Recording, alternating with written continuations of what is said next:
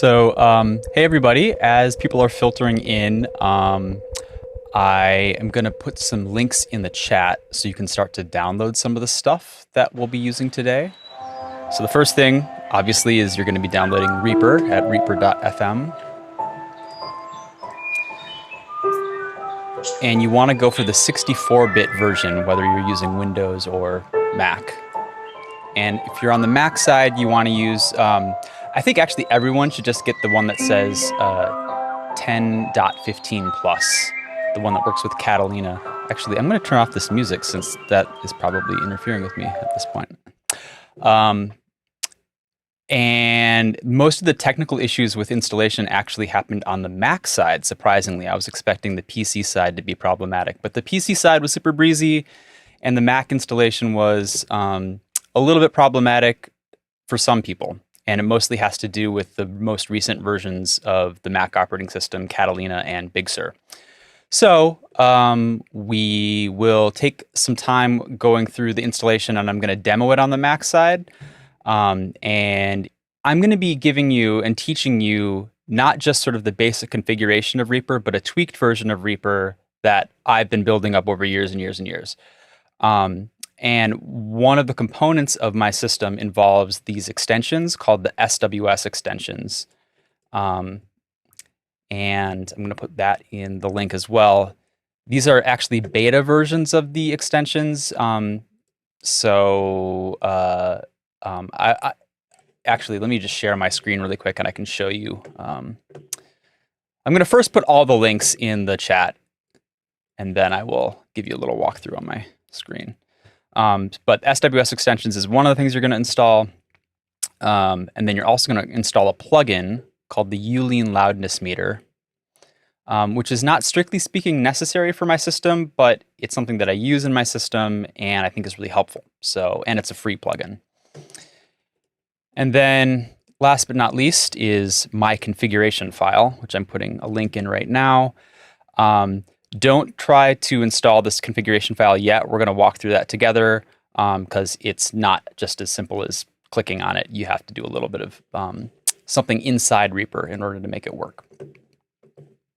So if you can grab all of those things, and then I'm just going to share my screen briefly here and show you.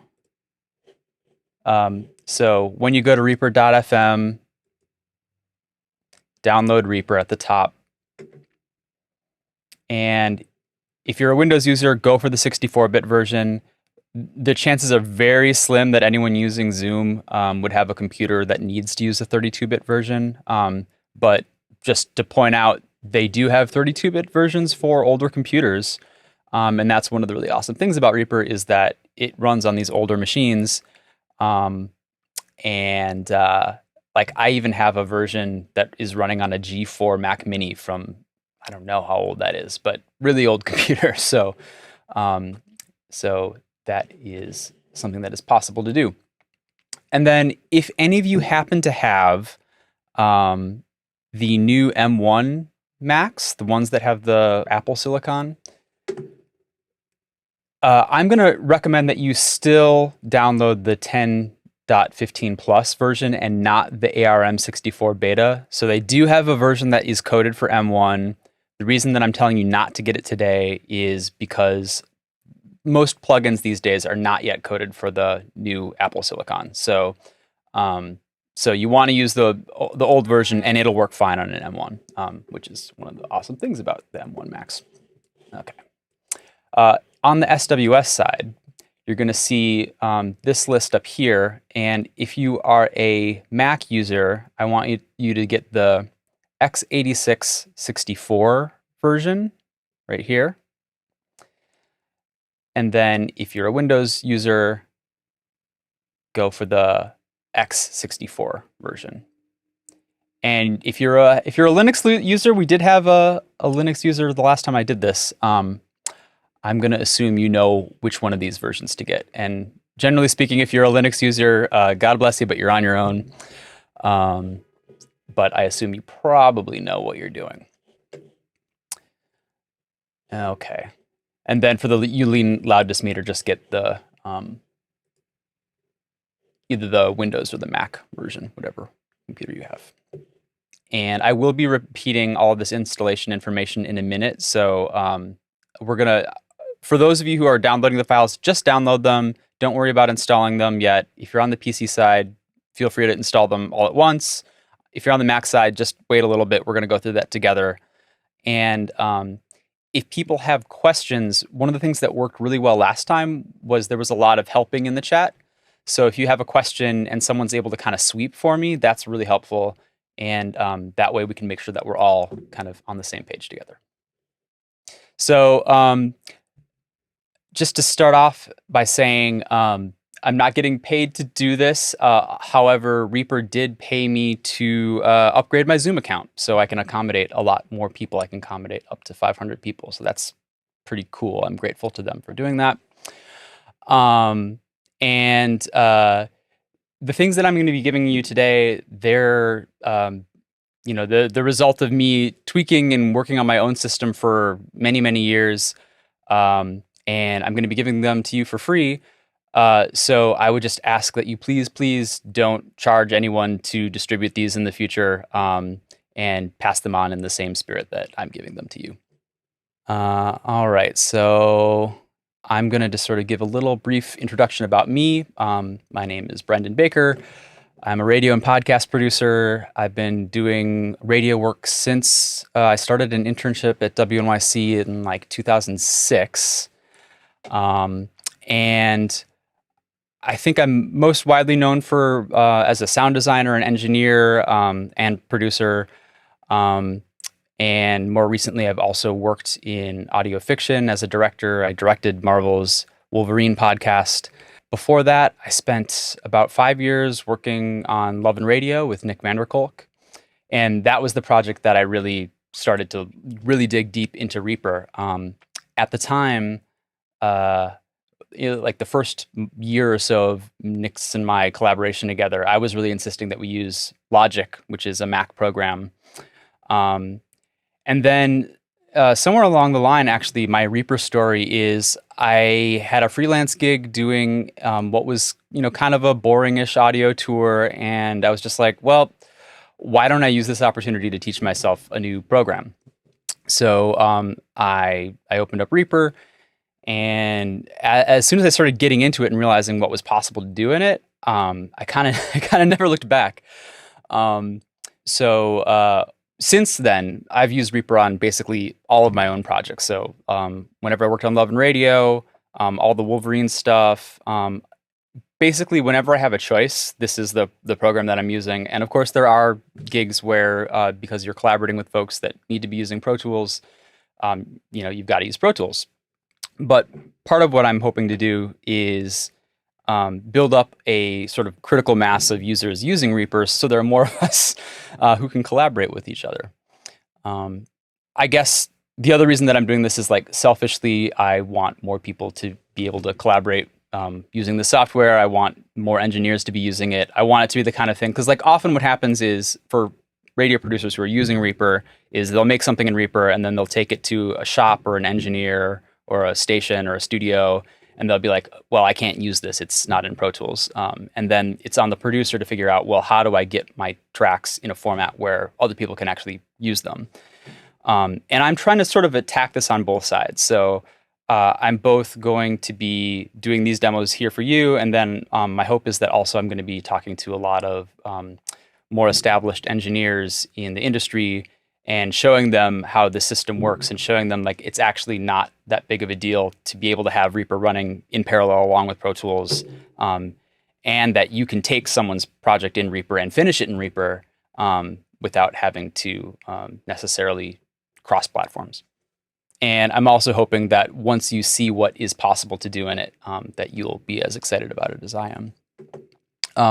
So this is actually something that I've wanted to do for years, like both doing a demo and building a template and sharing it with a bunch of people. And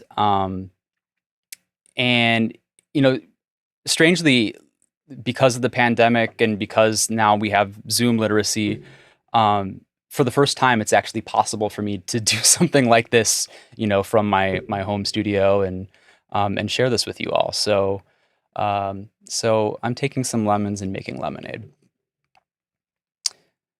Um, and the other reason that I'm doing this, sort of the reason I'm doing this right now, is some of you might know there's this article that went around recently about Pro Tools preventing us from diversifying audio, basically saying, it's expensive and a lot of producers don't have access to that software, which I've believed for a long time.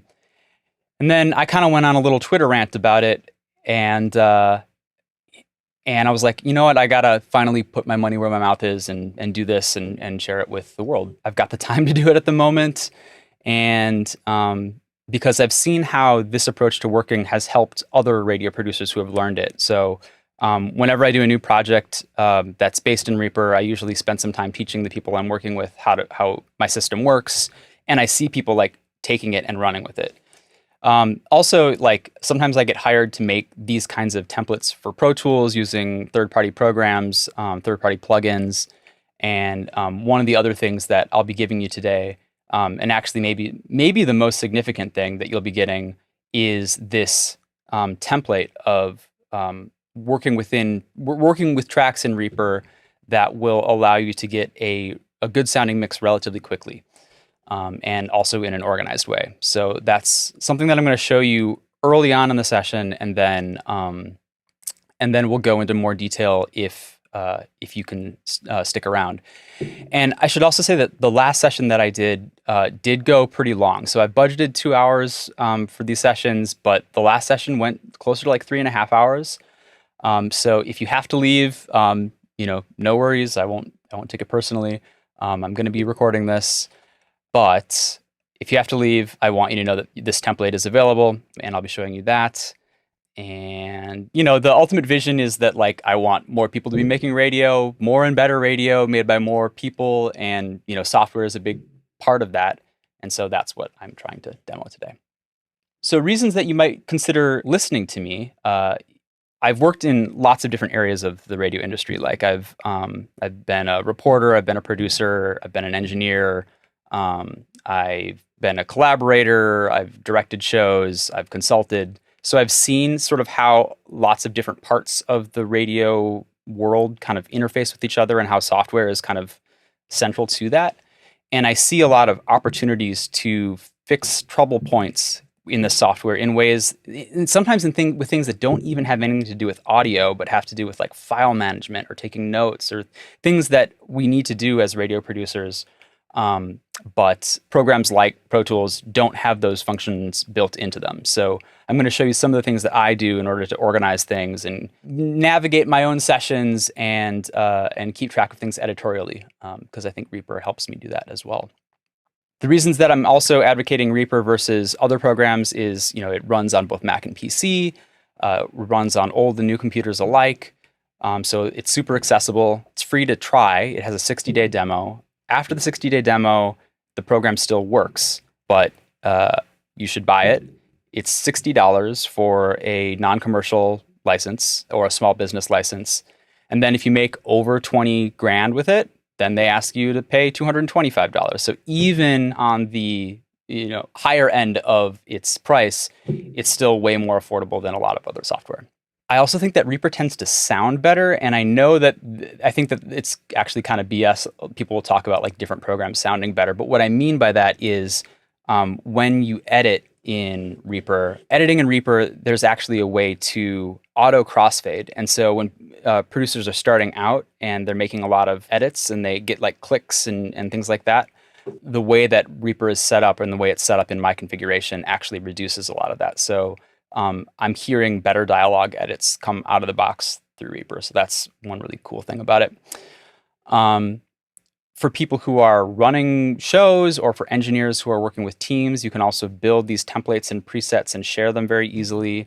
And that's basically what I've done with every project that I've worked on, is like I've built things that the people that I work with get to use. And so I guess today I'd like to think that you all are on my team, and now I'm going to do the same thing for you. There's some other like more esoteric reasons that I like Reaper that are harder for me to articulate because they're like things that I know in my bones after having used the software for a really long time. And I should, I know that basically everyone has that relationship with software. People really love various programs, but a lot of it with Reaper has to do with its flexibility. So the system that I'm showing you today, if it doesn't work for you, I'm also going to show you ways that you can customize it so it works better for you. And it's also just like a super deep program, meaning it has so much functionality that every time I open the program up and start working in it, I'm like figuring out new tricks and learning new things and adding them into my list of things to do. And then, you know, when I go into Pro Tools, it's like I've got my hands tied behind my back. So I'm trying to show some of those time-saving things as well today. So some of it might feel a little bit like driving a manual transmission car for the first time. I'm going to hope to show you all how to drive stick for the first time here. But I think the other thing that is really great is that it doesn't have to be complicated. There are a lot of options in Reaper, and when you get into the menus and stuff like that, it can seem intimidating. But what I'll say is if you can roll with it for a bit, I think what you'll find is actually all that stuff really kind of gets out of the way. So you can just focus on doing the part of it that you are, you know, focusing on. So if you're just doing like a two-way edit, you can do that without having to get super deep into some of the other stuff that I'll be sharing today. And I'm also going to be kind of speaking to two audiences today. On the one hand, I'm speaking to beginners, people who are installing Reaper for the first time. And then on the other hand, I'm also speaking to more established radio producers and engineers. So for those of you who I'm going to be talking later on about, you know, I might talk about EQs and compressors and stuff like that, just kind of let that flow over you. This is stuff that will be helpful to you later on. So I would just encourage you to kind of, you know, go with the flow. And also, like, I just want you to be aware of some of these things. Sometimes I'm going to move very fast, just like pointing out certain things. And that's intentionally sometimes because I know that I don't have a lot of time to go in super detail, but I want you to know what's possible. So I want to demonstrate what you can do and then show you the ways that you can figure out how to do some of that stuff on your own time as well. And my hope ultimately is that you take this and that you run with it and that you start to make great work of your own. Okay, so I think from here, what we're going to do is pivot to doing the installation. And if you've already installed Reaper, I'm going to ask that you update it as well so that we're all using the most recent version, just to make sure that we're on the same, you know, baseline. And then also, if you are already an established Reaper user, if you're already comfortable using Reaper, and I'm going to walk through this, I'm going to recommend that we export your configuration. If you already know how to do this, go for it. Do it right now.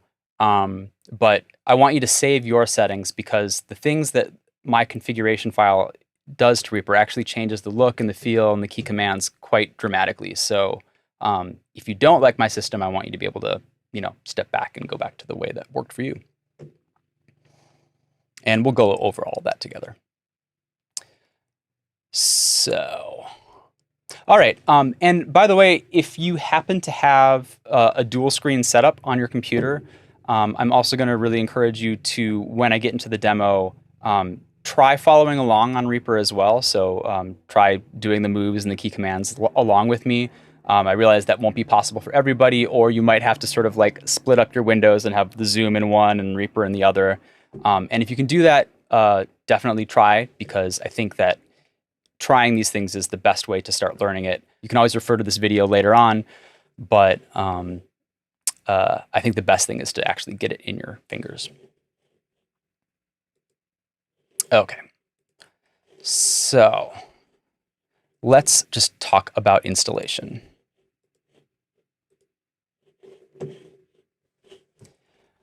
Okay, so I said this earlier, but I'm just gonna recap it for everyone who might have joined since the very beginning. If you are on a Windows machine, download the 64-bit version. If you're on a Mac, download the 10.15 plus version. And if you are on a Mac, get the Darwin x86 64 SWS plugins. And if you're on Windows, get the x64 exe. If you're on a Windows, just open up both of those exes, and if you're on a Mac, what you'll do, and I'll just follow along with you. So I'm going to download the Mac version. I'm going to download the Mac version here. Oh, and then the ulean, just download that and follow its instructions to install it as well. I've got Pro Tools open just in case I need to reference it later. You'll also notice I have a key command display on the bottom of my screen, so that is hopefully a way that you can follow along as I go. Okay, so on the Mac side, you're going to get the DMG, and when you open it, it'll ask you to agree to its license.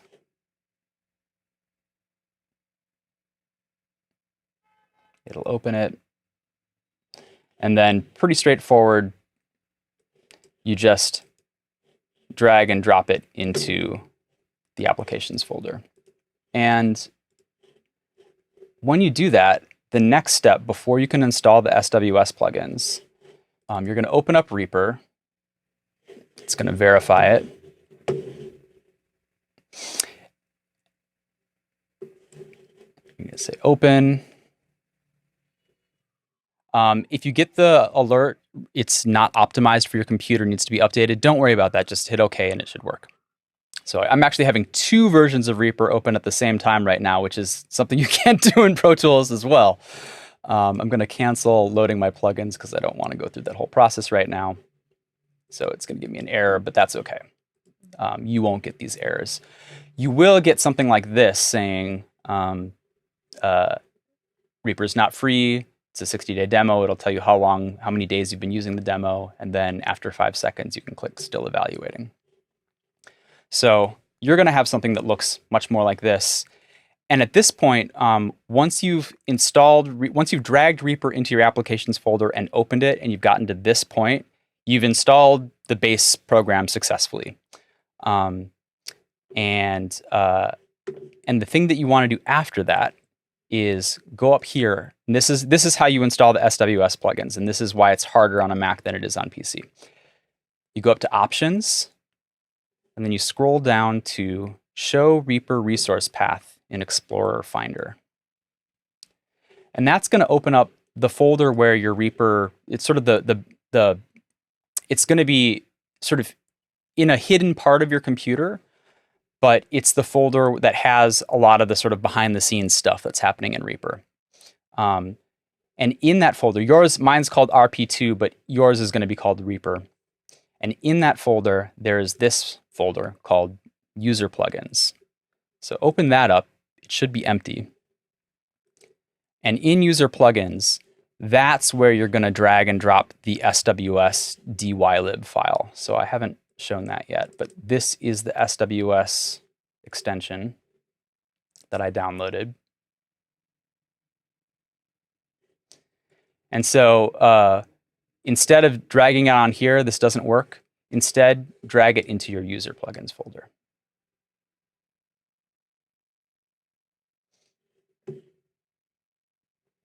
So everybody, let me know where you're at. But can I get a show of hands if you've gotten to this stage?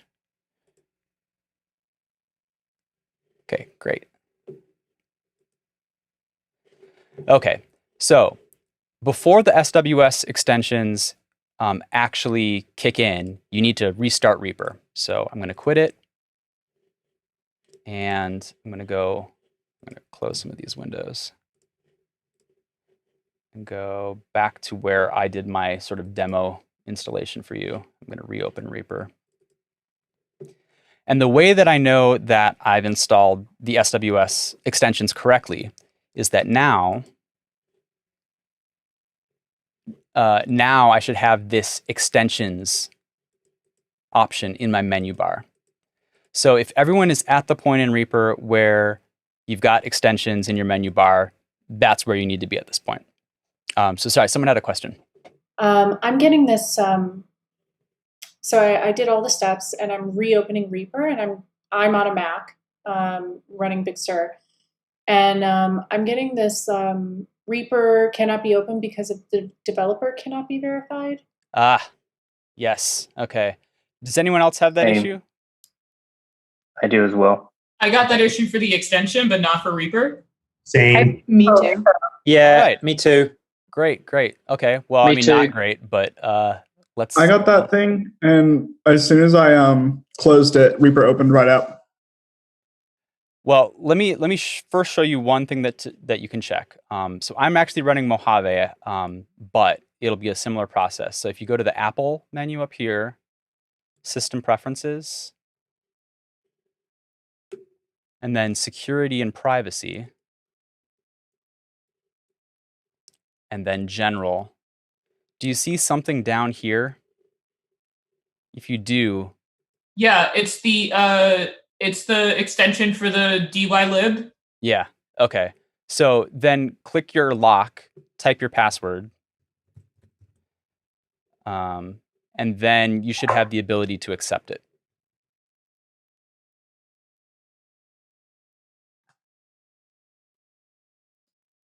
Awesome. Yeah, that worked for me. I still had to hit cancel on the like error that I got from Reaper, but Okay. then it was possible. So if anybody else didn't see that pop up, it didn't pop up for me until I hit cancel on the error that popped up, and then I was able to accept the SWS. Okay, great. So in Reaper, you should now, where it says options, actions, you should have extensions.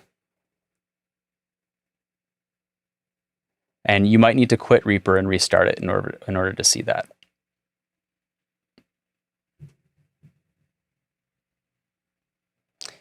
Okay, so the next step is to go to options and preferences. And then from here, so if you are a Reaper user and you have a configuration file, or you have a way of working that you already are comfortable with, this is where I'm going to have you save a backup version. So this is really important for those folks. In the preferences at the very top where it says general right here, you'll see import and export configuration.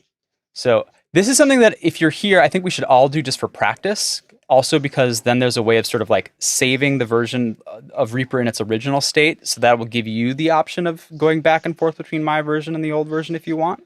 So I'm going to recommend that everyone follow along with this.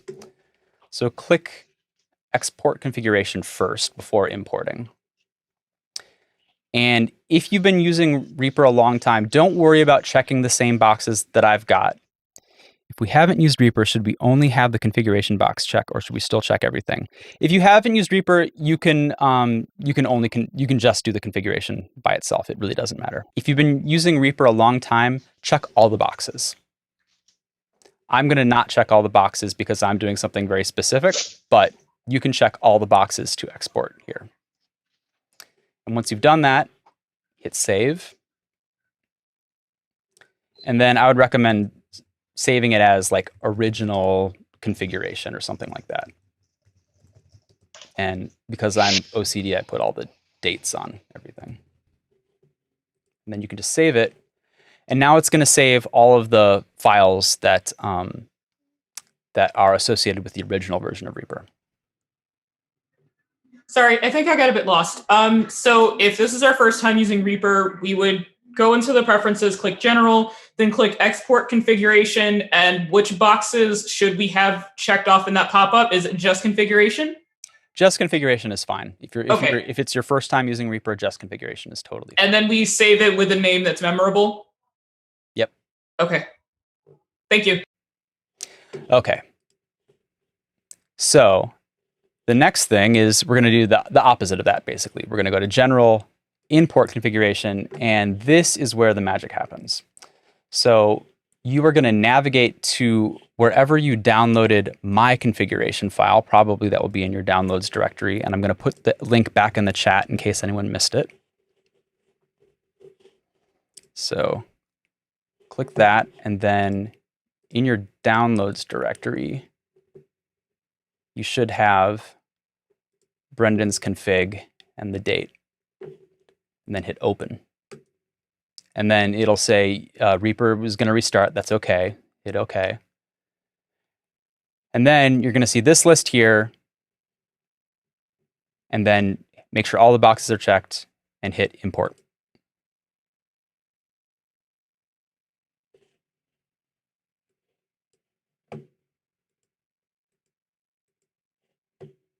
It's going to relaunch Reaper.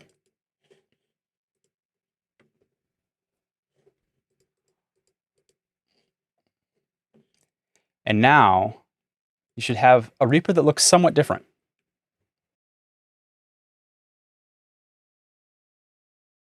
Oh, I have a question. Yep. So I opened Reaper and it's asking, I have a Mac if that helps, and it's asking for audio device settings. There's like a drop-down menu and the first option is default system settings. What should I select? Go for the defaults for now. Okay. Yeah. If you happen to have like a USB audio interface, you can pick that there, but I tend to do all of my audio device switching up here with the so if you have the default device selected in Reaper, then you can change your devices up here, and Reaper will just follow whatever your computer is using. So that's what I would recommend. So the next thing that I'm going to do is I'm going to send you some links in the chat for some test audio just to make sure everything's working audio-wise. And for people who have used Pro Tools before, you'll notice that I've got a layout here that is actually like relatively similar to, in fact, I think Stacy noticed that this is Pro Tools-esque, and that is the point. So I'm going to send you two files in the chat. The first is a piece of music, and the second is a voice. So you can just have a little bit of test audio to work with. And then, and this is the case with most things in Reaper, you can just drag and drop them right into the session. So demo voice, demo music. And when you install them, you're going to notice that it's going to build some peaks information. It's all this waveform data, and it's going to put it in a little folder called peaks. So whenever you import a file and put it in Reaper, it's going to create this peaks folder right next to the files that you're using. And that's information that Reaper needs in order to make these waveforms. And if you delete it, it's okay, because every time you restart the program, Reaper will reload them. But if you keep them, Reaper doesn't have to go through that extra time of loading the audio. Brendan, is there a way of setting another destination where those peaks can be saved, so they're just sort of stored somewhere else? There is, yeah. And that is, I'm not going to tell you exactly, just because that's going to take some time, but I will say, yeah, don't worry. Yeah, it's fine. Options and preferences, and you can customize it. Alrighty. So at this point, you should have my voice. Here's just a little bit of test audio to make sure that your audio device drivers are configured properly in Reaper, and that you're hearing this successfully without any glitches or pops. So there's that, and then you've got some music.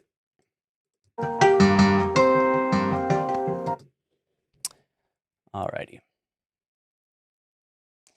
Now, before I go too much more in depth in talking about, I want to sort of orient you first. I think that's the first order of business. But I do want to show you this, just so, and I'm not going to go into detail yet, but I want everyone to know, in case they have to leave or whatever, that this is available. So one of the big advantages to Reaper over a lot of other programs, but Pro Tools in particular, is that you can have multiple sessions open at a time, and you can open them in tabs, basically. And then when you have multiple projects open in tabs, you can copy and paste stuff across. So what you're going to see here is I'm going to open up a new tab. Let's open a new project tab. Otherwise, I'm going to close out what I just opened. And you're going to see me hopping back and forth between different tabs. I'm going to go to File, and if you are able to follow along, I encourage you to do this. File and Project Templates. And then you should have two things, the default, which is just a single track, but then you should also have Brendan's radio and podcast template. So Project Templates, Brendan's radio and podcast template. And then you'll have a little greeting message, which you can just hit OK. And towards the end of the session, I'm going to go through this and talk about what's actually happening here. But just to let you know, the idea here is that you can take pieces of music, copy and paste them, or drag and drop them into the various parts of the session that they should go. So you've got like your narration would go in the studio bus, or if you're doing like a two-way in a sort of more studio-like space, you'd put it in the studio bus. And then actualities from things that you'd record outside, they can go in the actuality bus, and you can just kind of put things wherever you need to go. And you can also like duplicate tracks by copying and pasting them. So you can expand this and contract this and delete it, delete parts of it that you don't need. But this is basically like a starting point for a podcast or radio mix. And there's a bunch of stuff happening behind the scenes in terms of plugins and EQs and stuff like that. And this is what I'm going to talk about after we sort of get through the beginning orientation. But the idea is that if you follow the process that I'm going to give you today, you should be able to get like pretty solid mixes that are at like the right loudness specs and that are sounding like relatively clean, assuming that your original audio is relatively clean, of course. So I'm going to close this for now, but I just want you to know that this is sort of built in with the configuration that I'm giving is File, Project Templates, and then you've got Brendan's radio and podcast template.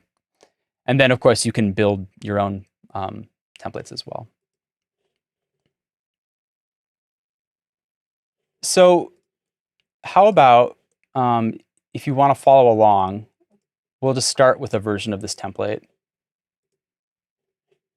and put the voice in the studio voice space, put the music on a music track. And I'll use this as a way to start sort of giving you sort of a quick demo of how Reaper is laid out and how it's similar to Pro Tools in some ways and different to Pro Tools in other ways. Yeah. Curious why you chose to auto-enable the metronome, or do you start with music? I didn't intend to auto-enable the metronome, and I thought I had turned that off, but I'm worried that I didn't. It is auto-enabled. That's annoying. Well, this is the metronome button, everyone, and turn it off, and I'm gonna have to re-upload a configuration file that has it turned off because that's an accident on my part. My bad. Brendan, how would we update this project template then? Like if we already had it, is there a way to do that right now? Like we just turn it off? What I'm gonna do is I'll email you all a new configuration file, and you'll have to, this is why I wanted to spend the time talking about importing and exporting configurations, because that's the fastest way for me to push things to people, is to just give a new configuration file. For the power users, I'm just going to show this really quickly. So if you don't get this, just let it wash over you. But if you go to that Show Reaper resource folder, there's a folder called track templates, or actually project templates. And so that's another way, is that I can actually tell you what, I can do this right now for you. Let's do this. Let's do this all together. So I'm going to, basically this was, the problem was I had the click turned on, the metronome turned on, which is obviously very annoying. Turn it off. I'm going to go project templates, save project as template, and I'm going to give it today's date, save,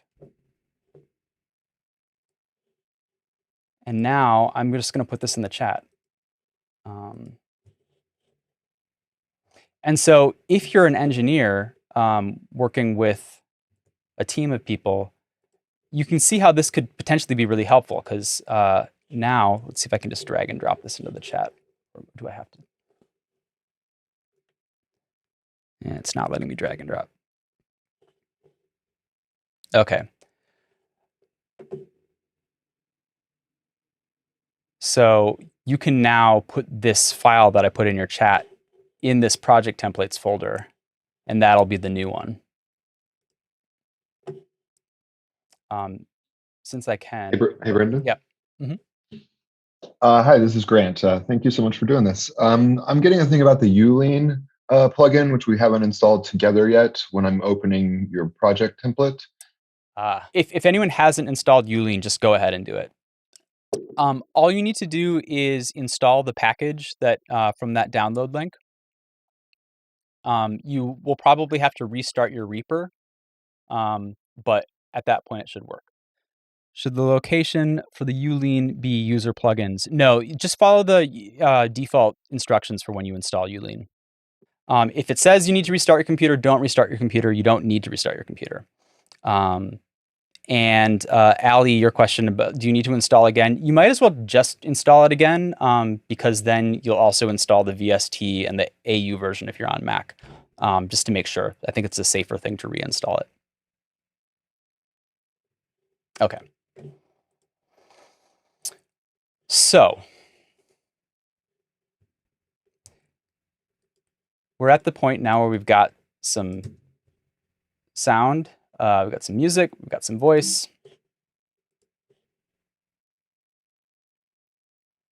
I'm just running a little process on it, and I'll tell you more about what I just did in a moment, but we're not quite there yet. So let me just give you a rundown of the whole layout. So at the top, we have these project tabs, which allows us to switch between different projects. So I've got a few different demos prepared for you today. And this one that's unsaved on the side, that's the one that I'm kind of using just to show you the basics here. But just to know that you can have different project tabs. And then the cool thing is that you can actually copy and paste almost anything from one tab to the next tab. So that can include individual pieces of sound, that can include edits that you've made. It's like whole sequences, whole interviews, or, and this is where it gets really powerful, you can select a bunch of tracks, hit copy, put it into a new project. I'm just going to make this a blank one, hit paste. And not only have you copied over all the data, you've copied over all the plugins, you've copied everything from that session. So this is a really handy way to collaborate with people, especially if you have a bunch of reporters working and going into the same program. They can be off in their own world doing, interview edits or cutting things down, whatever, and then you can just bring it in. So it kind of works the way that import session data works, the way that in Pro Tools, but in my opinion, it does this in a much more intuitive, user-friendly kind of way. Okay. Basic layout. So something to know about Reaper is everything is modular. You can totally reconfigure it. You can move things around. Unlike Pro Tools, where like you've got the tracks on the side here, you've got what is basically like a clips list on this side here. Here, we can actually take these panels and like move them to different sides of the template. So I could like put the tracks over here if I wanted to, or I can put them back over here. So I have made a configuration that most closely resembles the way that Pro Tools looks, using what Reaper has available. So everything is totally modular. And then in addition to it being modular, you can also dock certain elements, meaning that you can like lock them into place. So for example, I have this, and this is going to start getting into key commands. I have a set of key commands here that is meant to mimic the way that Pro Tools works.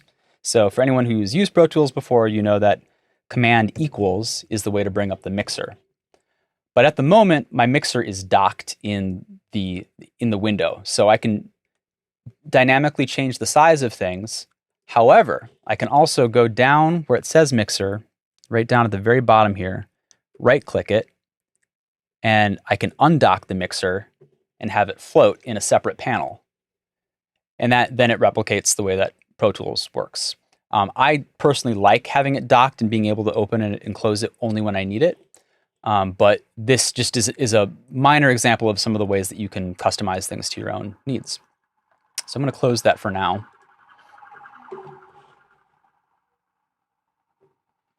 And I should also say that everything in this interface is right clickable, almost everything. So if you ever want to get more options for something, instead of just single clicking it, you can right click on it and you'll get a drop down menu. And chances are, if there is something that you can do to an object or an item, it will be listed here. And that's true for almost every feature of Reaper. So right clicking gives you more options, and if you're ever in doubt, or if you're ever trying to do something, or you think you should be able to do something, try right-clicking on it. And I would say like 9 times out of 10, your answer is going to be in that menu. I should also clarify that because I'm on a Mac and some people are on Windows, when I talk about key commands, there's a little bit of translation that we've got to do. So when I say command equals for the mixer, for Windows users, it's going to be control equals. And that's just, I think someone's saying that in the mixer as well, but yes. And that's just a quirk that we'll have to kind of roll with. So similarly, when I say option, that's this symbol right here. That's going to be the Alt key in PC land. And then there's a control key as well in Mac, which is not the control key in PC land, but would actually map to the Windows key. So for PC users, basically this symbol is control, this symbol is Alt, this symbol is Windows. And I'm sorry, that's going to have to be the way it is. In addition to being able to right-click everything, you can also use these keys, these Control, Option, Command keys, to do different things to an object or an item. And I'll be using the word item. That's in Pro Tools land, you would call this a clip, or you might, if you have been using Pro Tools for a number of years, you might call it a region. But in the Reaper infrastructure, it's called an item, and that's important for what I'm about to show you in a moment. But sometimes I slip and I start to call things clips and regions because I also have a lot of Pro Tools experience as well. But in Reaper world, it's item. Okay. So you can command and shift and control and option and do different things. So like something that you can do in Reaper that you can't do in Pro Tools is if I shift drag, I can like have an item, a cut up piece of item, and I can shift and drag the contents inside the item, which can be really handy if you're doing music edits. And then if I, option drag, and this is true in Pro Tools as well, option dragging will make a copy. So I won't go through all of these right now, but just know that Control, Option, Command, and Shift modify almost anything. They can modify specific key commands that you're doing, but they can also modify clicking, right-clicking, dragging, various elements of the interface. So that's another thing that you can kind of start to explore on your own time, is like figuring out what some of these different features do, and how the key commands modify them. Okay, I think the next thing that I'm going to do is talk about navigation. So navigating should be the same as in Pro Tools, at least that's how I've configured it. So for people who have been using Pro Tools for years, R and T, zoom in and out. Also, Command bracket, zoom in and out. But actually, before I get into all these key commands, I want to point your attention to the action list, this is sort of answering Fran's question from a moment ago. So if you go up to Actions and Show Action List,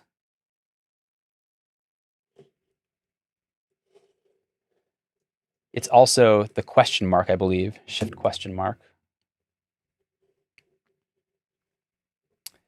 It'll open this up. And this is basically a list of everything that Reaper can do, all the functions in a lot of detail.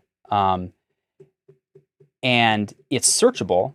And this is true for a number of things because you're not going to actually go through this whole list, right? If you are looking for how to do a certain thing, you can start narrowing down your options by typing things like item, move, cursor, and then you can figure out like what key command might correspond to the kind of thing that you're doing. Or you could do it in reverse. You can go to find shortcut, and then let's say I'm going to type the B key, and then it will drop down and it will tell me what that B key is mapped to. So I'm able to kind of go back and forth. So this is a way of looking up different key commands on your own time and exploring. And again, this is set up in a way where I'm mimicking a lot of the functionality and the behavior from Pro Tools. And the whole idea here is that if you don't have access to Pro Tools or don't want to buy Pro Tools, that you can learn this. And then if you have to move over to Pro Tools on a project, the same basic key commands are going to work. And then also, if you're an experienced Pro Tools user, you can use this configuration, and you should not feel like a fish out of water. Like it'll work for most of the stuff you want to do. There will be some more complicated sequences of key commands that I haven't built in, but for the basics and even beyond a lot of the basics, a lot of it's built into this.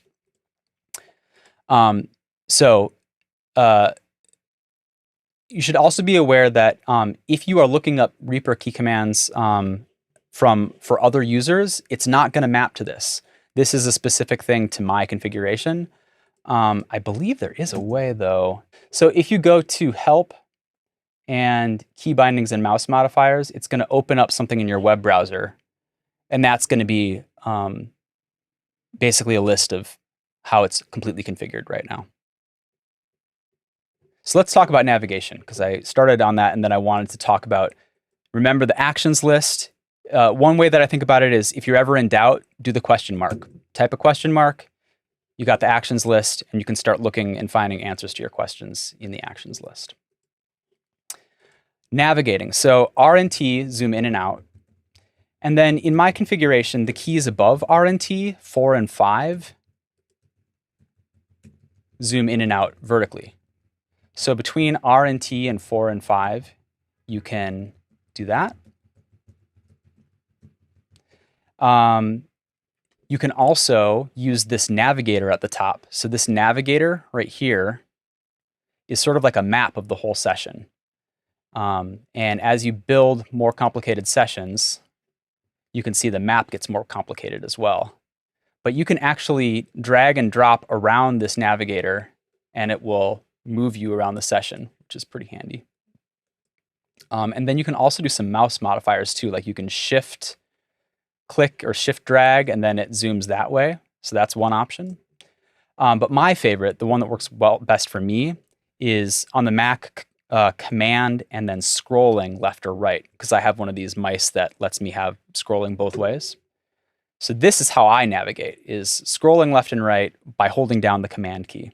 Or if you're on Windows, that would be the control key. And there are some other ways to navigate as well, but again, you can look them up in the action list. But this is how I get around really quickly. And so if you see me doing this kind of like moving things, a lot of people in Pro Tools, and I've noticed this in other people when they edit, like kind of zoom in and out compulsively just to sort of like almost as they're thinking or whatever. And I do the same thing sometimes when I'm navigating my session. I'm like trying to find something. So you'll see things shift around on my screen a lot. And that's the way I'm doing that, is holding down command and moving things around. Oh yeah, if you hold down command and hit the second button, the right key, and drag, that's another way of navigating around. So you have a lot of different options. So what I recommend is either doing that scrolling that way, or if you want to do it with key commands, do R and T for in and out on the horizontal plane, and then 4 and 5 for zooming in and out on the vertical plane. Okay. We talked a little bit about how you can use the different key commands to do different things to items. So if you option drag, that makes a copy. And that's true for a lot of software. And then if you shift drag, that can change the contents inside an edit. So you can move things that way. I'm just going to undo this so we've got my piece of music there. And then this is one that you probably won't use a whole lot, but for the people who are interested in doing weirder sound design, you can also configure option drag to stretch on the side like that. Here's just a little bit of test audio. Here's just a little bit of test audio to make sure that your audio device drivers are configured properly in Reaper. So that's really fun. You can kind of like play with sound as if it's elastic. I'm going to reset that to where it was. Oh, and what I just showed, this is actually a really important thing. Every item in Reaper has, when you double click on it, will open up the properties menu. And this properties menu is like all the information about that item. So its position in the project, how long the item is, whether it has a fade or not, whether it's playing back at a faster rate or not. But if you notice, when you click on that item and it opens up the properties window, by default, the first thing that's highlighted right here is the take name. And so this is sort of like if you wanted to label your tape something. So like I'm going to call it Brendan's voice. There are some people who like to log tape this way. This is something that was, I think, really made popular in the Radiolab shop, where people would log tape in their items or in their clips. So this is a way of doing that. And notice how it changes here in my clips list as well on the side.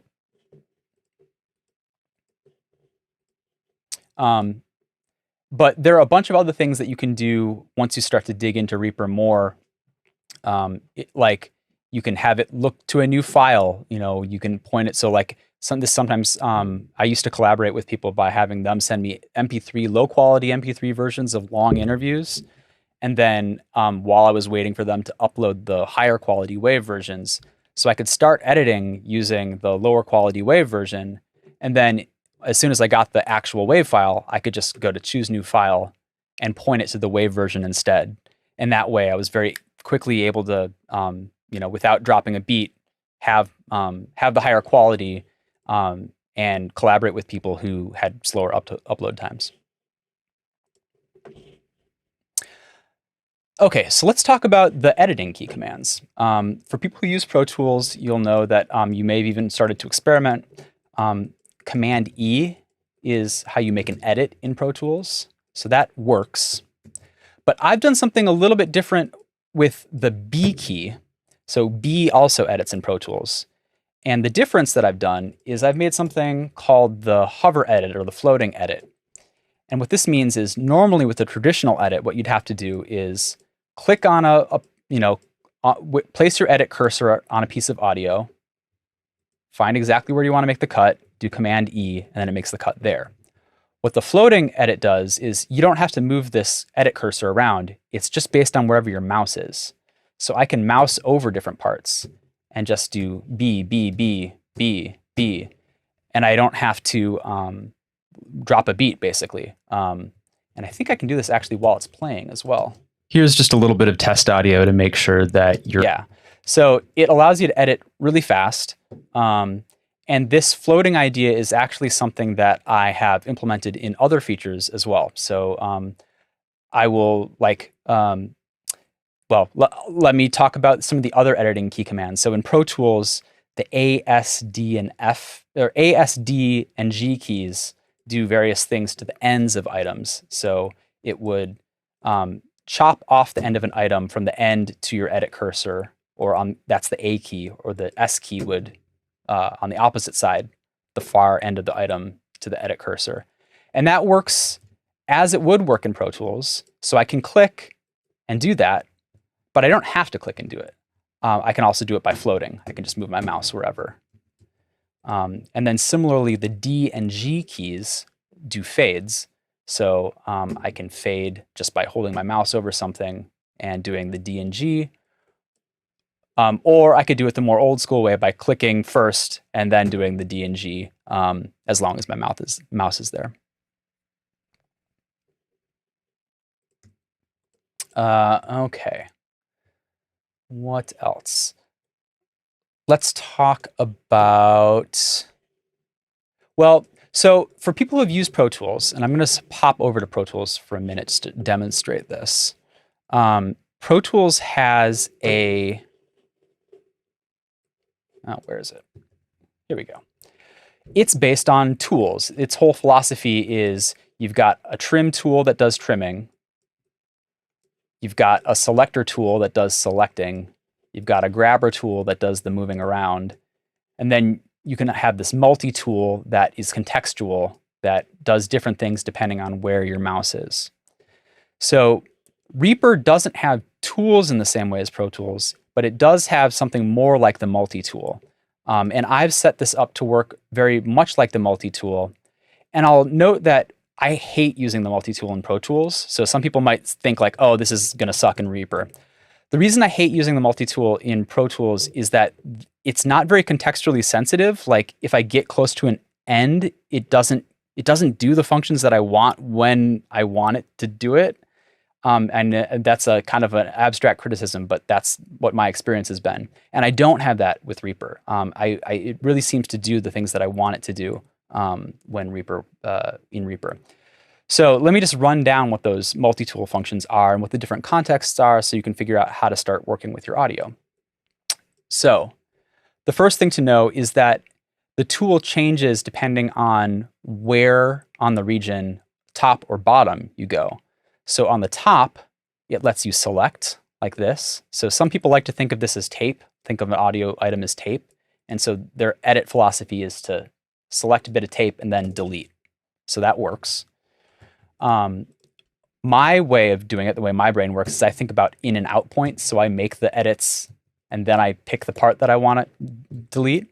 But both of them work and they're neither is better or worse. But so you do that selection on the very top of the item. And then the bottom of the item is how you move it around the session. So if you're ever getting confused, like you're trying to make something move, it's probably because you're not grabbing the item from the right spot. And this should work the same way that Pro Tools works. Similarly, in the corner up here, if you pull from the top corner, you can make a fade. Same thing from the other side. And one of the cool things about it is you can right-click it. Again, you can right-click almost everything. And you can change the curve of the fade. So you can do different types of curves that way quite easily. You can also command move it and bend it. So that's really fun. So very quickly, you have a lot of control to get the type of fade that works best for you. If you go to the end of the region, then you have your trim tool. So that's just trimming that way. So that works. Same thing on the other side. And what else? I think that's basically it. By default, Reaper has something at the top where well, actually, you can do it here. There's a way to turn down volume by grabbing the top of it. And I'm going to recommend that you don't do that for reasons that I'll show you in a little bit.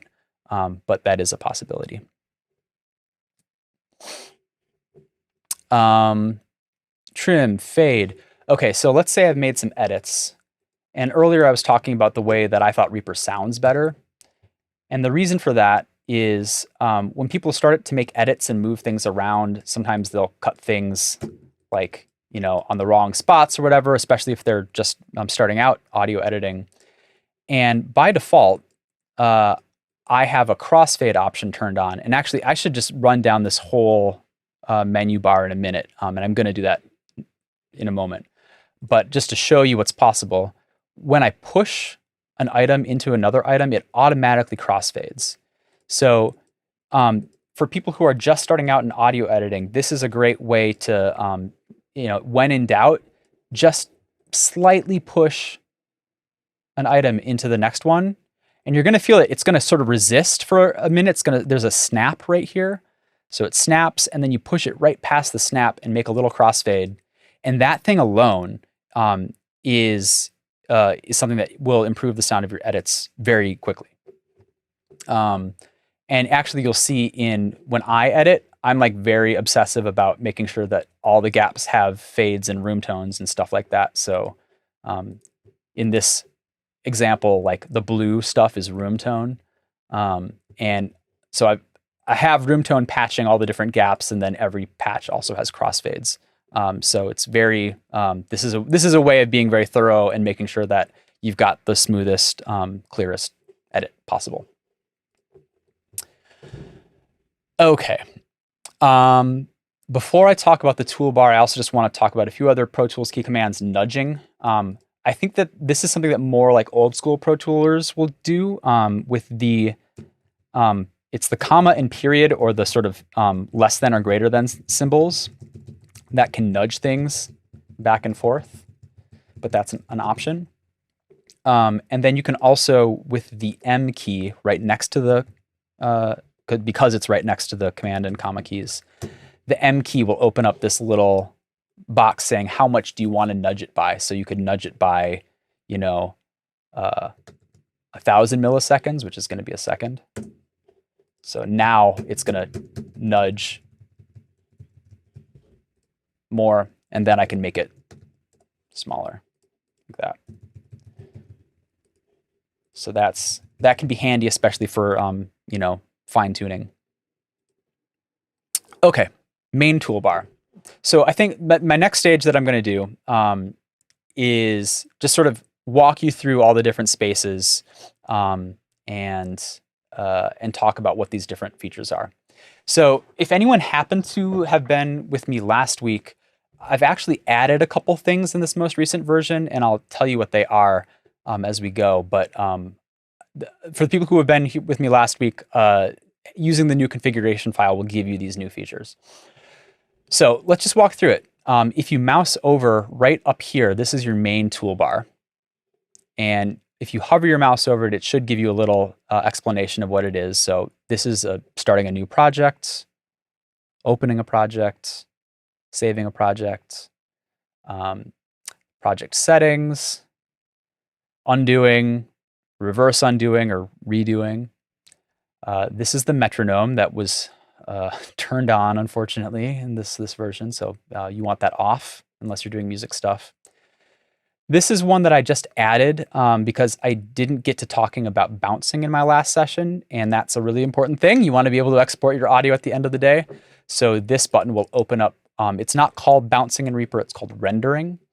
But when it's time for you to finish your project and export it, that's where you'd go. There's also a key command for that. For me, it's Option Command R. But I thought that's such an important thing that better just to have it in an icon.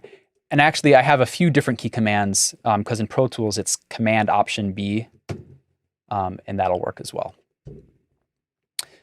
Next to that is this master fader, master toolbar. So I like having this master toolbar on the side there because it lets me see the audio levels. So to make sure that your audio, all at once.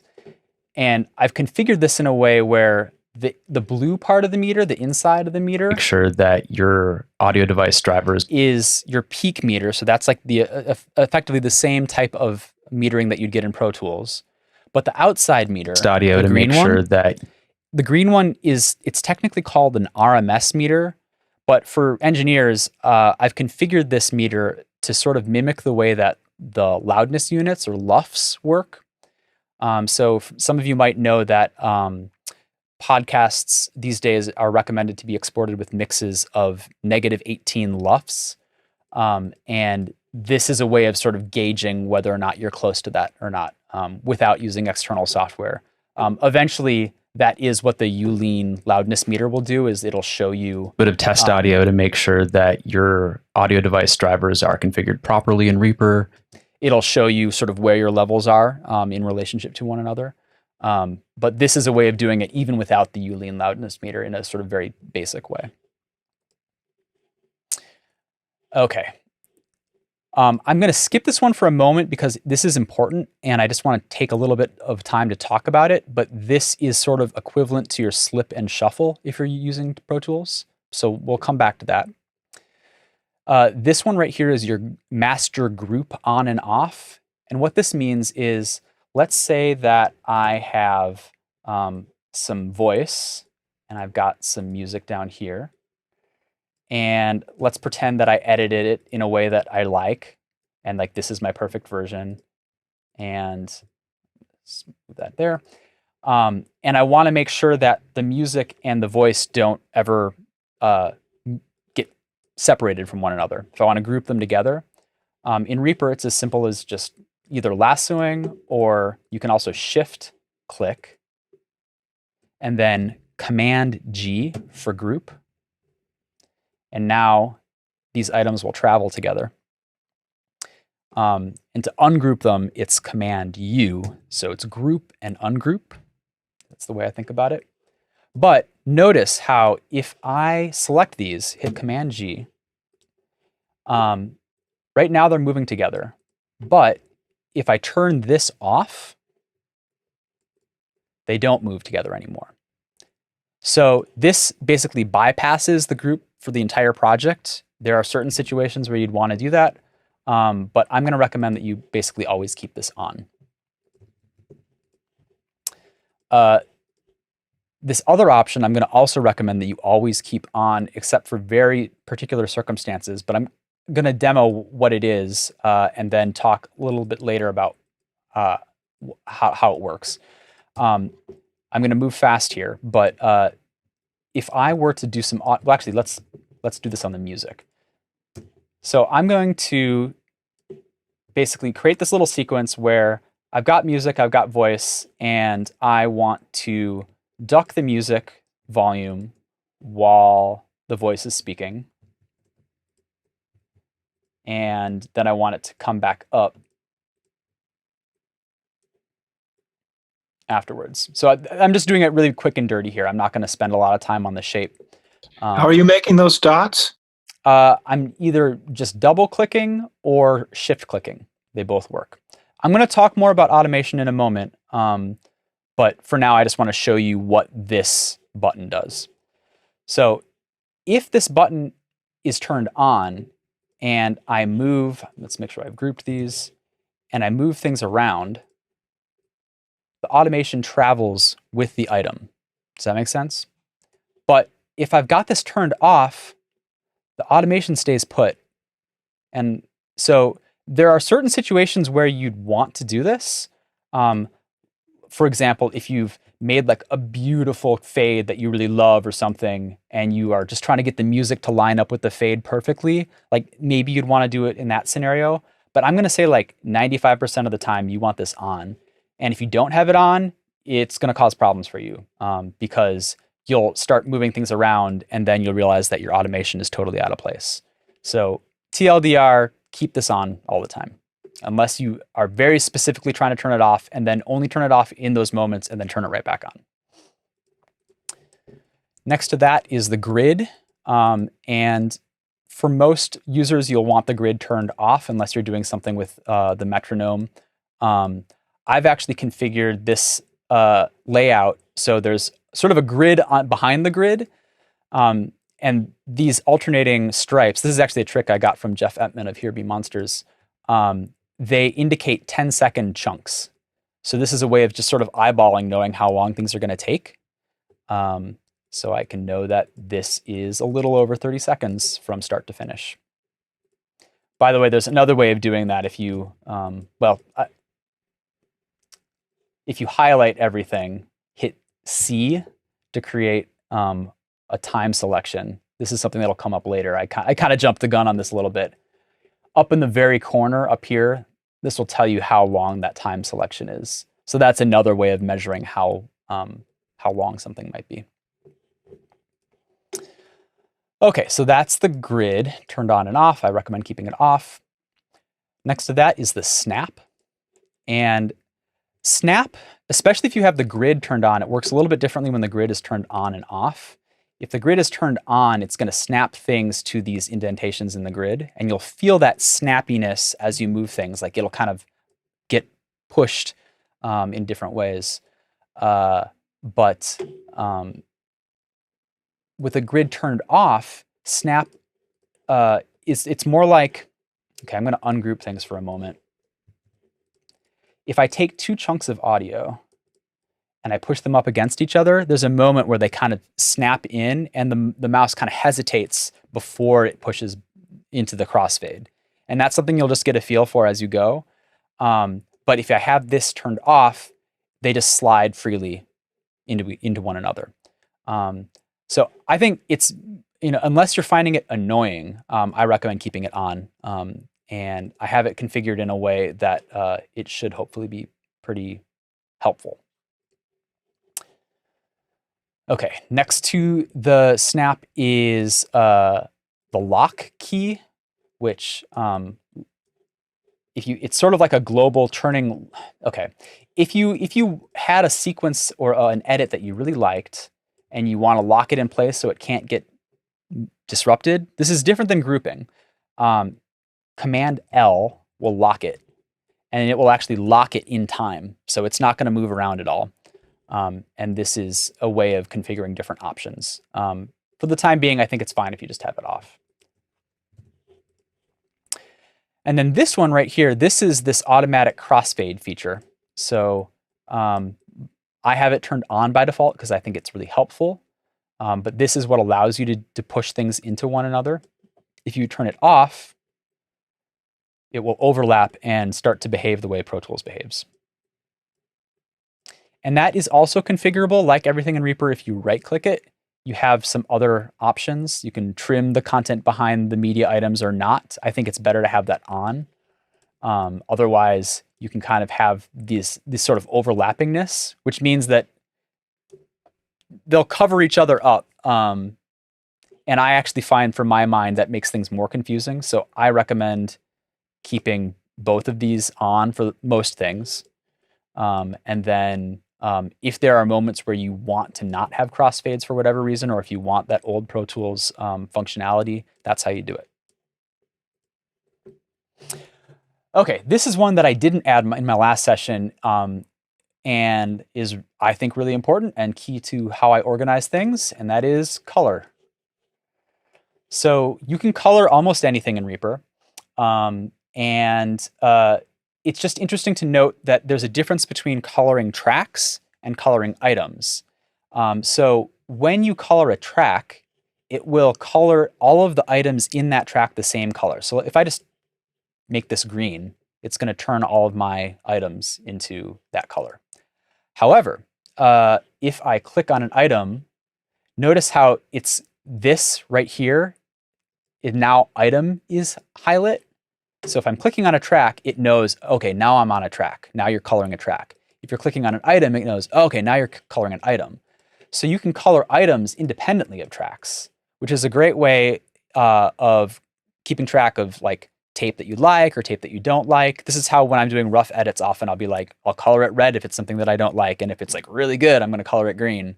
And when I zoom out, I can see from a distance, like, oh, okay, that's where that good piece of tape is, off on the side or whatever. So it very quickly becomes part of my workflow. And the important thing to know is that item color trumps track color. I hate using that word now. He ruined it. But item color overrides track color. And you can also open and close this color swatch with Control C. Or I guess you can't close it. You can open it with Control C, and then you close it by clicking it. And you just pick track or item depending on what you touched last, or what you clicked last, not touched last. Touch, click. Clicking is touching in audio world. Okay, want to see something crazy? Here's something that Pro Tools can't do. This is a notepad. So you can leave notes on almost anything. And actually, I have some really sloppy notes that are in here that are probably also in your template. And like I started writing something there and then I just fizzled out. I was going to actually leave something helpful and then I just didn't finish the job.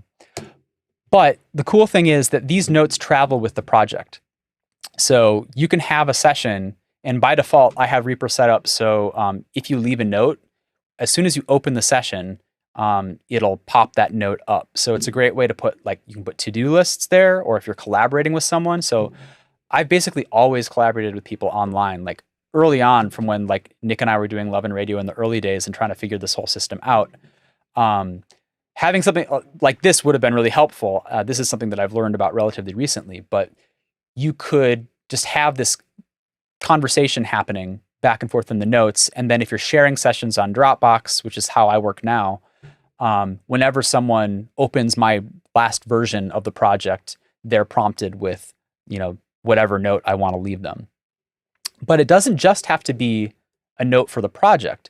This can be notes on items themselves. So let's say I don't like this music. This is my music, but if you don't like it, you can say that you don't like it.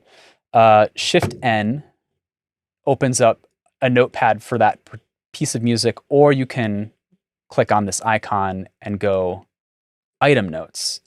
And then you can say, this music just isn't working for me. And then hit enter and close it. And now you see that there's a note icon right there. So this is a way of keeping track of things in the session itself. And what's more, all this stuff is searchable too. So if I do Command F for find, I can do searches both for the names of individual items themselves, but also notes of items, tracks. And if I think it could be a really powerful use of hashtagging. Like if you do hashtag music and then your note. I didn't do that, but if I just search for the word music, it will, if I haven't, let's say I'm like working on the project over here in a different space and I'm like far away from this piece of music. So I'm not seeing it. And then I do a search, it'll jump to that item that has that word music in it. So there's all this kind of behind the scenes stuff that can be really handy for a radio producer, leaving in information for people you're collaborating with, or just like honestly notes to self. And that's how I use them a lot, is just like, there's something that I want to change, or like this music isn't quite right, or like I need to denoise this audio. I can leave it in a note and it will travel with the item. And then as the project moves around, that note gets stuck with the item. So that's really helpful. And I do that in conjunction with markers. So in Pro Tools, a marker is the, it's function return if you're on a small Mac keyboard, or it's the return on the keypad. The same key controls on Pro Tools should work here. But I tend to use Shift-M for marker. And then I can say like bad edit or whatever. And then I've got this marker up here. And then one of the really cool things is as I move things around, if snap is on, things will snap to that marker as well. So this is really handy if you've got a big project with a lot of tracks that you're trying to align things across vertically. Having the snap on with a marker will let you make those edits very cleanly. And actually, that reminds me of something that I haven't mentioned yet, which is actually a real game changer for me. Whenever I move something around, notice how there are these guidelines on the side? And those guidelines also snap to each other. So if I'm trying to align two different pieces of music on different tracks, not only can I feel it, I can see it. And that can be really handy when it comes to lining things up to pieces of music or whatever. You can see how this could be really powerful. I'm not going to go too deep on this, but you can also leave, how do I do this? Markers on individual items. So this is a marker for the session. but I can make multiple, it's Option Shift M. I can make multiple markers within a piece of music. So if you're looking for a certain moment that you want to cue a voice to or something like that, that's really helpful. And then those also travel with the music. So super handy for organizational purposes. You can also, if you double click them, you can title them. So you can say like cue here. So as my Reaper projects have gotten more and more advanced, I start to see a lot more text actually in my session as well, which is a way both to make notes to myself and also notes to the people I'm collaborating with. So you can do a search for the markers in the action list, but right now the one I used was Option Shift M. Shift M is normal marker, Option Shift M is item marker. Yeah, Banning. I'm trying to do some of these things as you're doing them, but there's one basic thing I'm not getting, which is basically selecting an item. Like if I've chopped something up, you seem to be able to just grab a little piece of it and move it around, but that's not happening for me. Why not? That might be because of the mouse context. So try grabbing it from the bottom, like in the middle of an item, but the bottom side of it versus the top of it. And Oh, it should work differently. oh yeah. Okay, yeah. Yeah, okay, that does it. But also, I'm not able to. Can we just go back to those dots? I really was interested in that, where you're making those, you know, the fading like you have down in the blue there. I'm not getting that to work either. What do you have to grab to then make the dots happen? Yeah, if you can just stand by, that's on my list of stuff to get to. Okay, cool. And I will be getting there eventually Thanks. because that's super important. Okay, so we've talked about editing, we've talked about nudging, grouping, the toolbar, notes. But let's talk about the slip and shuffle thing because that's really important and also one of the things that I think Reaper excels at. So actually, I'm going to do that with this Love and Radio piece again. In Pro Tools, if I were to switch over to Pro Tools, you have your slip and shuffle up here, which are the F1 and F2 keys. And when it's in slip mode, you take a piece of audio, you move it around. Actually, let me make some edits on it. So, and then if I were to take a middle piece from that and move it, it would move to wherever I want it to go. And then when I'm in shuffle mode, it works differently. If I were to zoom in, make some edits, or to like delete a chunk right here, it's going to snap the regions together like that. Reaper has something like that, but the terminology in Reaper is ripple. And the ripple is either turned on or it's turned off. And there are three different modes. There's ripple off, there's ripple per track, and then there's ripple per session. And I want to show you what all of these different things do. And that's what this is up here. And if you click on it, you'll see that there are three modes. There are two modes that are blue or highlight, and then there's one mode that's gray. So gray is ripple off, and that works the same way as slip mode in Pro Tools. And just to demonstrate that, I can take any piece of sound and move it around, and it's not a problem. The next one is ripple per track. And what this means is it's going to do something kind of like shuffle. And as you start to work with it, you'll notice it works slightly different than shuffle, but it's the same basic principle. It's collapsing an edit as you delete things. So if I were to delete, let's say I'm going to delete this sort of rows section right here, you'll see that the rest of the edit slides. But the problem is I have all of this sound design and music that I've labored over, and I don't want, if I make an edit, so let's say I want to make an edit to the voice here, I want to cut out that rows piece, but I don't want to lose the way that all of these different tracks have been lined up. That's where ripple all mode comes in. And this, for me, is actually maybe the single biggest game changer between working in Pro Tools editorially versus Reaper. Ripple all effectively treats the entire session as if it were a piece of tape. So if I take a chunk, like let's say half of this, I'm in ripple all mode. You see that now all of these boxes are lit up, and I delete it. It's deleting everything underneath that selection. So the whole project snaps together.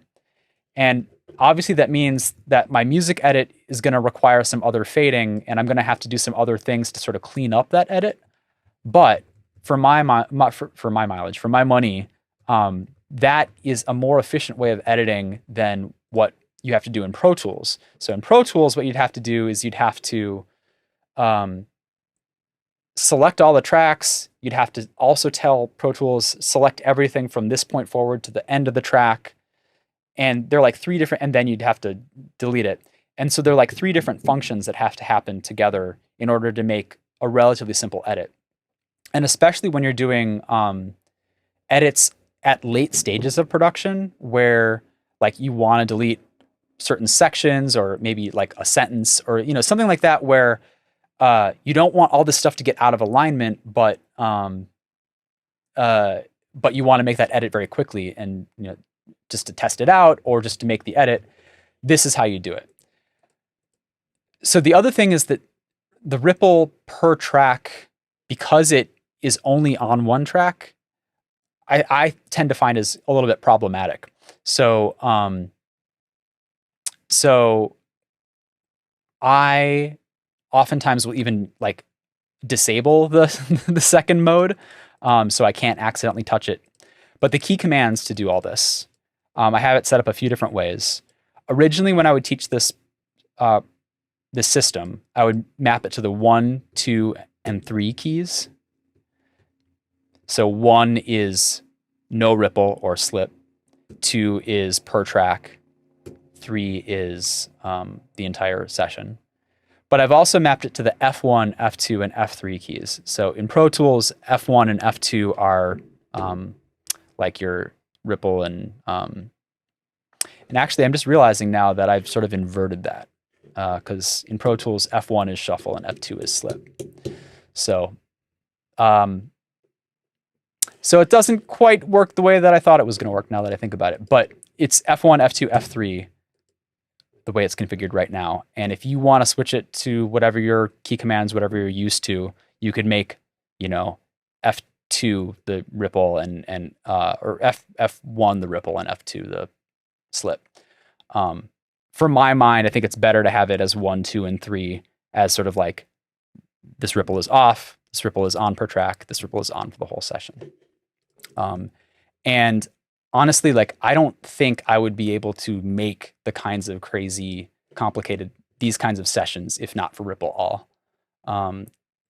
Like having to like make the edit and select everything to the end, cramps. It's such a detriment to the way that my mind thinks and also to my editorial workflow, that being able to make decisions based on what you're hearing, a person say in a track, and then also keeping all of your other sound design and whatnot intact below it. Like I need to be able to do that. So that is super important. And one of the things that I think has made me a better editor working in Reaper. Like it works sort of, it mirrors the way that I think in a clearer way. Okay, so the next area that I want to talk about is the track control panel, which is all of this stuff down here. And there are sort of 2 control panels in Reaper speak. There's the track control panel here, and then there's the mixer control panel. And as you dig deeper into Reaper, you'll see these words come up: TCM and TCP and MCP. They stand for track control panel, mixer control panel. Like, for example, this is the track list up here. I've hidden some of these by default, but this allows me to hide various things in the track or the mixer control panel. I don't want to do any hiding right now, so I'm going to keep them all on. But TCP is, do I hide this in the track control panel or do I hide it in the mixer control panel? And this is all configurable with the right click, but I've tried to sort of simplify it in a way where it's just, you're only seeing, I think, what is maybe most relevant. Yeah. Okay. So the track control panel. You'll notice that the track control panel's controls expand and contract depending on how zoomed in I am. So if I zoom in more, I get more options. And then when I am zoomed out, I only see the basics. So that's something to be aware of. If I'm zoomed all the way out, the basics are, this is turning effects on and off. I'm not going to talk about effects yet, but this is how you do it. FX is actually opening the panel that shows whatever plugins or effects that you're using. M is mute, mute's a track. S is solo is a track. And I've tried to mimic Pro Tools here in the sense that Shift S should solo a track and then unsolo it as well. But if you zoom in on the track control panel, either by dragging it larger, you start to see more things. So one of the things you see is these icons, which is not something I normally do, but I added them to the template just so you can have a very clear understanding of like, these are studio tracks versus these are interview tracks versus this is a music track. So you've got your icon. For the engineers, this is your phase. I'm not going to talk about this yet, but this is how you access all the different parameters that can be automated with the envelopes or automation.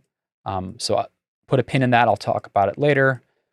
I'm not going to talk about recording directly into Reaper. I think that kind of goes beyond the scope of what I'm showing today. Right now, I'm mostly focused on radio producers who are putting audio into Reaper and editing. But these controls have to do with recording things into Reaper. And so this is whether or not you're able to monitor that track. So you have a few different options. And then this is whether a track is record enabled or not. So I actually, I could just start recording and then, so I'm recording into the track right now with this microphone. And then, so I'm recording into the track right now with this microphone. Track right now with the and then you can start doing things to it. So I'm the type of producer who I like that's kind of how I write sometimes, is just by like spitballing ideas into the software and then kind of improvising with myself a little bit and editing myself as I go, rather than always like writing it out ahead of time. So it gets a little bit more of a loose feel. But different people will have different approaches, and so that's an option if that is your way of working.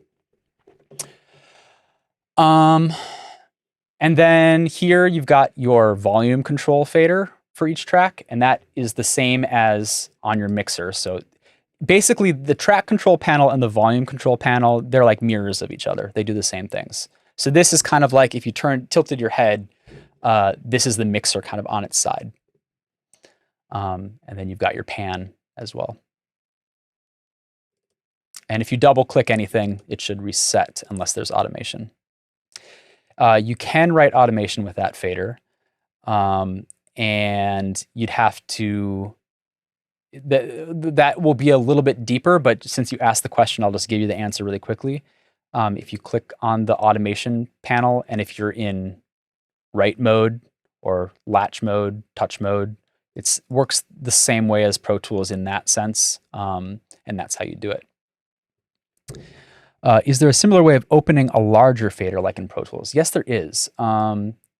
And because, and this tends to be the answer for most things in Reaper, is like, yes, there's a way, and like, yes, and there are all sorts of ways of doing it. If you right click on the mixer, I'm just answering the question in the chat. and you go to track layout, you can customize all this stuff. So you can make a big meter, a big fader. It'll change the look and feel in pretty dramatic ways. So you can make a more narrow fader if you want. In this layout, this actually might be the big version of the fader. Extended mixer. Oh, okay, so you could do it that way.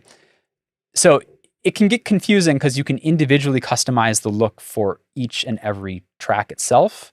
And there might be some cases that you want to do that. But by default, this is how I have them looking.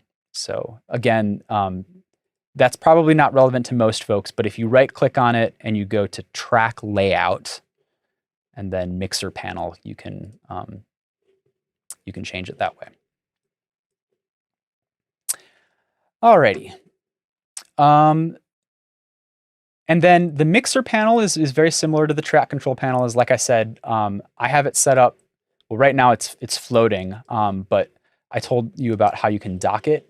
So if you right click on the empty space, you can dock it back into the program, that's kind of how I tend to work in Reaper. And that way it will expand and collapse the mixer depending on, how I want to work. But if I'm working with two screens, it's kind of nice sometimes to have the mixer in one and then the arrange view in the other window. Just have to move my zoom controls, standby. Get out, go over here. Okay.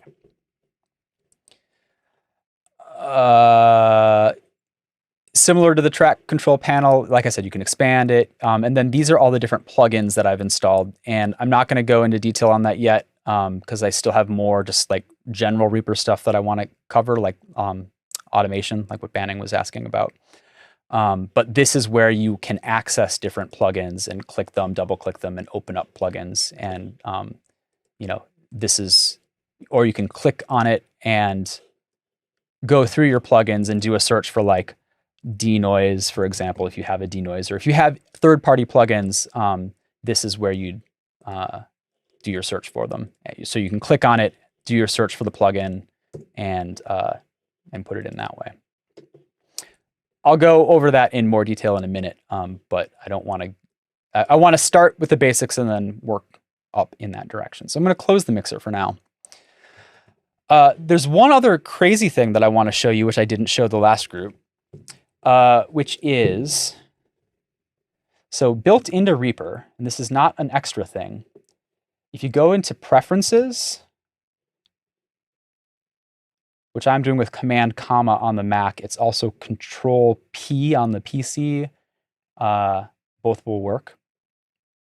And you scroll down to Control. You can basically set Reaper up so that your iPad or your phone is a touch surface remote control. So here I've got the session. I can mute solo. Let me close this so you can actually see that I'm doing it. So we're on the Studio One track here. You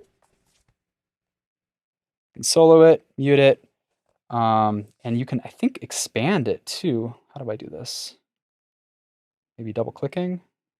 I don't use this very often. Oh yeah, so you got a mixer too. So you can actually remote control your session. And this isn't, extra. This is all built in. It'll work on your phone. It's all web-based, so you don't need to install any program or anything. For the people who really want to do this, you basically go into the preferences, and then it tells you the right IP address to navigate to. So I realize I'm kind of going over that fast, but that's something that you can look up more on your own time. But that can be really handy. Okay, let's talk about automation, because that is important. Do you know any extensions that make Reaper compatible with the Apple Touch Bar? I don't. I wouldn't be surprised if someone has made something like that, but it's possible. Looks like Andrew is suggesting something. Better touch tool. I don't know. Check it out. That's new to me. Okay, so in Reaper speak, automation. So putting these breakout points and changing, like, for example, volume over time, that's called an envelope. And I will use envelope and automation, kind of interchangeably. But let's just talk about how to access first. The most basic form of automation that most of you will use is volume automation. So each one of these tracks, if you hit V, that's going to open up the volume lane. So let's just do it for the music track. I'm going to delete some of this stuff. I'm going to solo it so I'm not hearing the voice.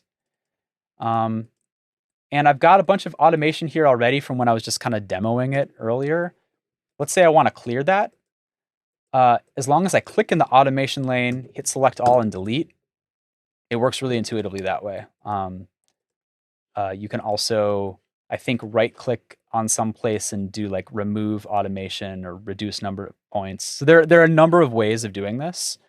But I think for my money, just like clicking something, or let's say I've drawn some automation, I can also just like grab it like that and then hit delete and it will delete that way. So pretty intuitive. But let's just talk about the basic, how you move automation, how automation works, because it does work a little bit differently from Pro Tools. So again, the way I see that envelope is by the V key for volume. And then similarly, the P key will open up a pan lane. And you can automate basically anything. You can automate any plugin parameter the same way as you would in Pro Tools. And I'm not going to go into that right now. I think right now I just want to talk about the basics of like, this is how volume automation works. But these principles will apply to all forms of automation. So I have customized the way that this works with automation. So it's kind of borrowing some ideas from Ableton Live, actually, in terms of its key commands. So sometimes I will, well, okay, let's just start from the basics. Let's make a point of automation. So we've hit the V key for volume. And then we can either double click to make a point or 2 points or whatever. We can shift click to make a point. That also works. And then we can double click to delete that same point. That's one of the things that you can do in Ableton that you can't do in Pro Tools. So I borrowed that from Ableton. And then you can also option click and delete a point, right? Can't you? I thought it should be. Huh, it's not working the way I expected it would. I might have to figure out why it's not working the way I expected it. It used to do that. Okay, for now though, shift clicking, double clicking, or then double clicking to delete, or just lassoing and deleting with the delete key to delete. You can also copy and paste. So, if you've got something and you want to lasso it, you can copy it, you can paste it. So that all works pretty intuitively. And then for the power users, there's even a relatively new feature in Reaper called automation items. This is something that's more useful in a musical context. But basically, you can make a unit of like a box of automation and move it around. And so you can repeat patterns and stuff like that. But I won't talk about that for now. So if we have a couple points of automation, let's just talk about like a basic fade. So fading the music out. So that's a linear fade. It's just going straight down. But let's say I wanted to have something a little bit more gradual. Well, I could either add more points to it and make something that's a little bit more S-shaped, like so. Kind of extend it out like that. Or let's say I didn't do that. Let's say I just had those 2 points of automation, but then I hold down the Option key and I bend it. And you can make it do all sorts of things just by how you push it around. So this is a way of, without doing a lot of like very fine, making of points, you can get a shape that works well for you. How did you get that curve again? Just holding down Option and then clicking on the segment between 2 points and then bending. And then you can kind of experiment and figure out where you want, you know, how you want it to look and feel. So that's one way of doing it. Another thing that I'll often do sometimes when I don't want to do that, and if I want to freehand it, is I hold down the Command key, or in Windows Control key, and that turns it into a pencil, and then you can draw in whatever automation you want.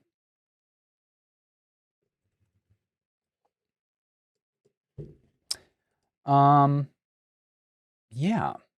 So that should be like the basics of automation. I do want to talk a little bit about how automation works with this mix template that I'm doing in order to like get a really solid mix, or mix that has good levels, but I'm going to wait on that for now. So let me just take a look at my notes.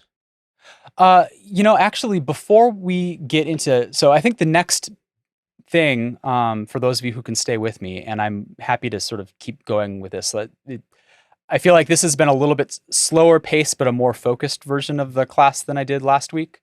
So I'm learning both how much I can fit into a session, and there's still a lot more that I want to talk about.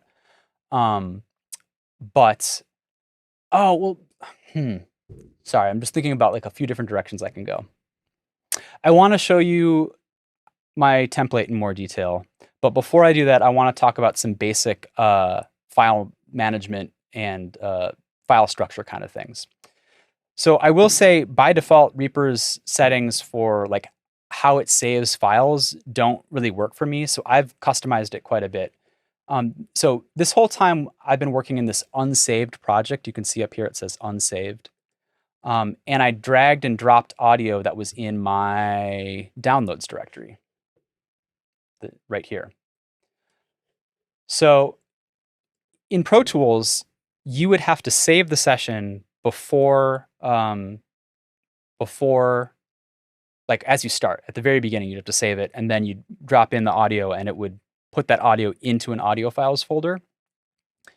So I have it set up so when you save it for the first time, so save project as, and let's say I'm going to save it to my desktop because that's where I'm teaching. I'm going to just do demo session. And then before I hit save, there are two checkboxes at the bottom. There's create subdirectory for project, which that means it's going to create a folder with the name demo session. And then inside that folder, there's going to be a .rpp file that is the actual Reaper session folder. And then there's copy all media into project directory. So I have it set up that this will make an audio files folder in that folder. So it's going to make a folder called demo session. Let's just do it. I can show you. So I'm going to hit save. Well, actually, before I do it, I want to talk you through what's about to happen.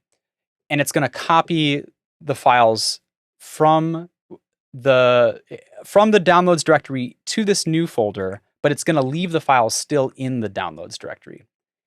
If I clicked this bottom one instead, move media into project directory, then it would transfer it from the downloads directory to the new folder. And I think it's safer to have copy because even though it will result in more files being generated on your computer, the chances of you losing something or two projects referencing the same file, it's going to eliminate that potential problem. So this is what I recommend. Create a new subdirectory for the project. That's checked the first time you save. Copy all media into project directory. So hit save. It's going to do that. It's going to recalculate the peaks. And now when I go to my save destination, which in this case was the desktop, I've got my demo session folder.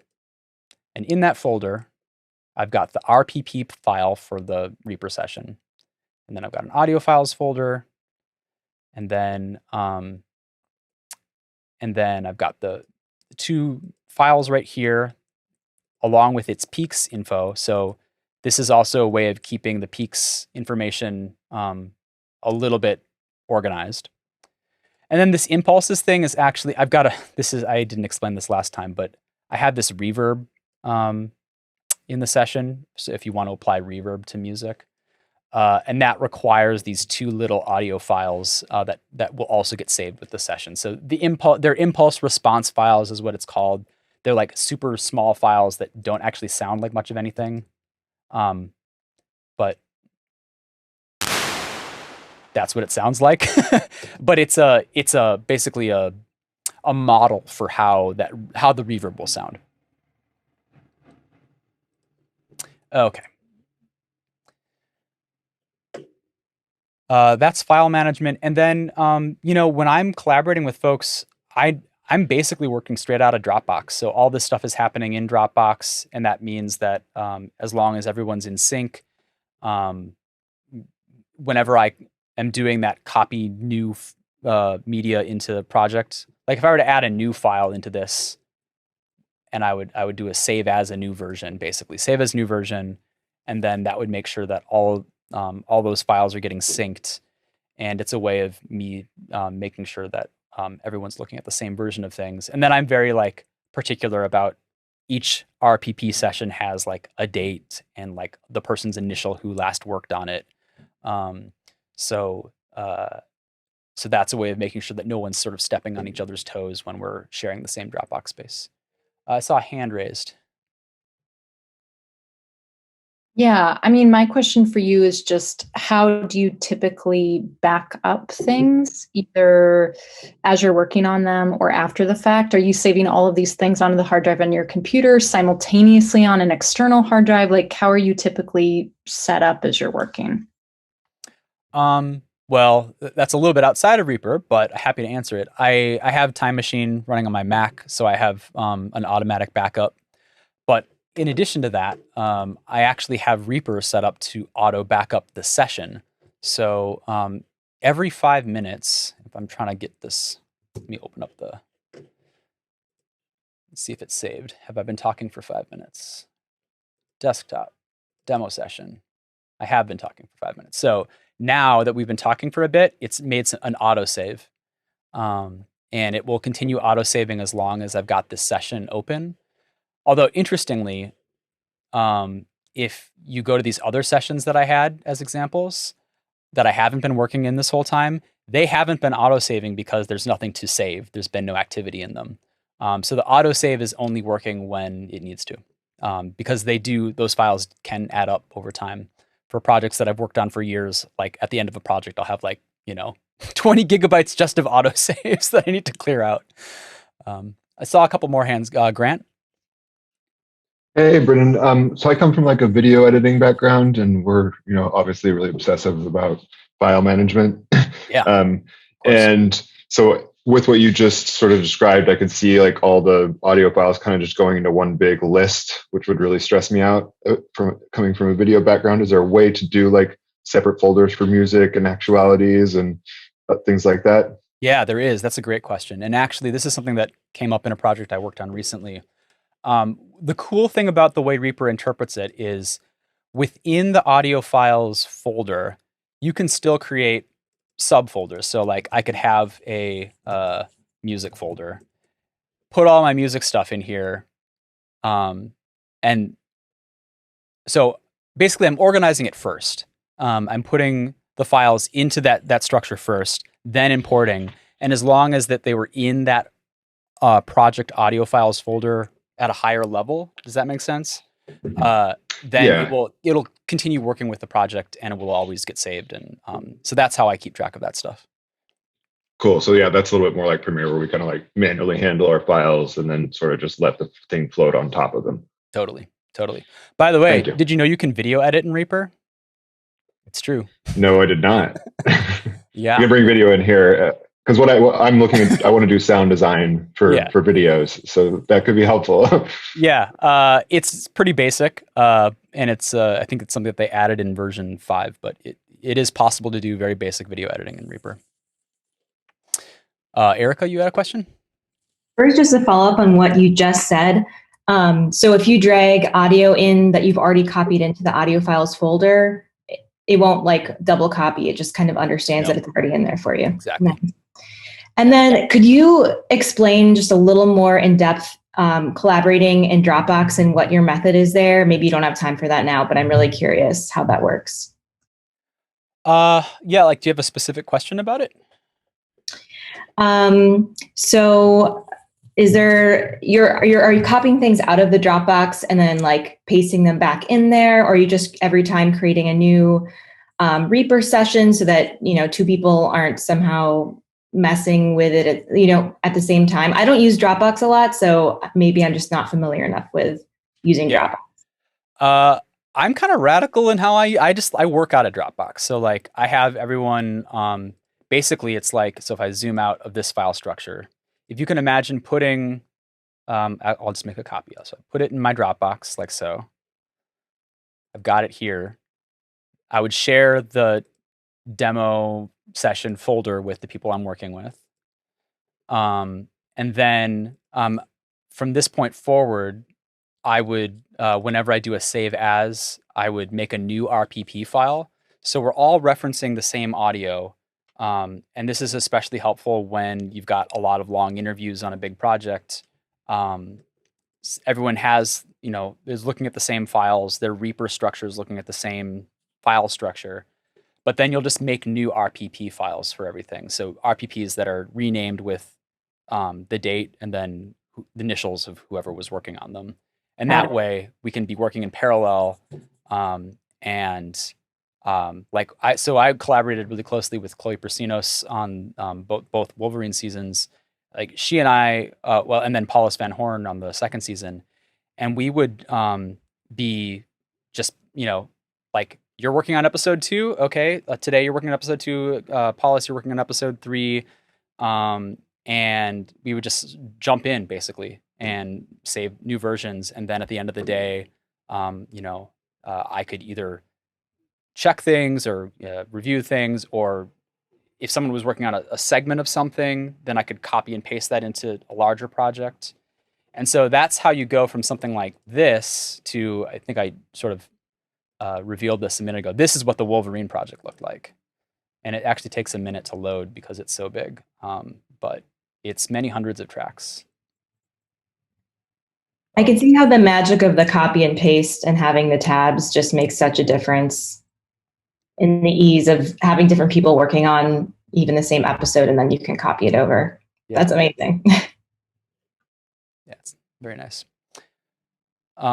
Did I see, Banning, did you have another question? Yeah, very nuts and bolts question. I mean, one of the most common things I do is just editing an interview, and I'm trying to just recreate the rendering that I would normally do, and for some reason it's not working.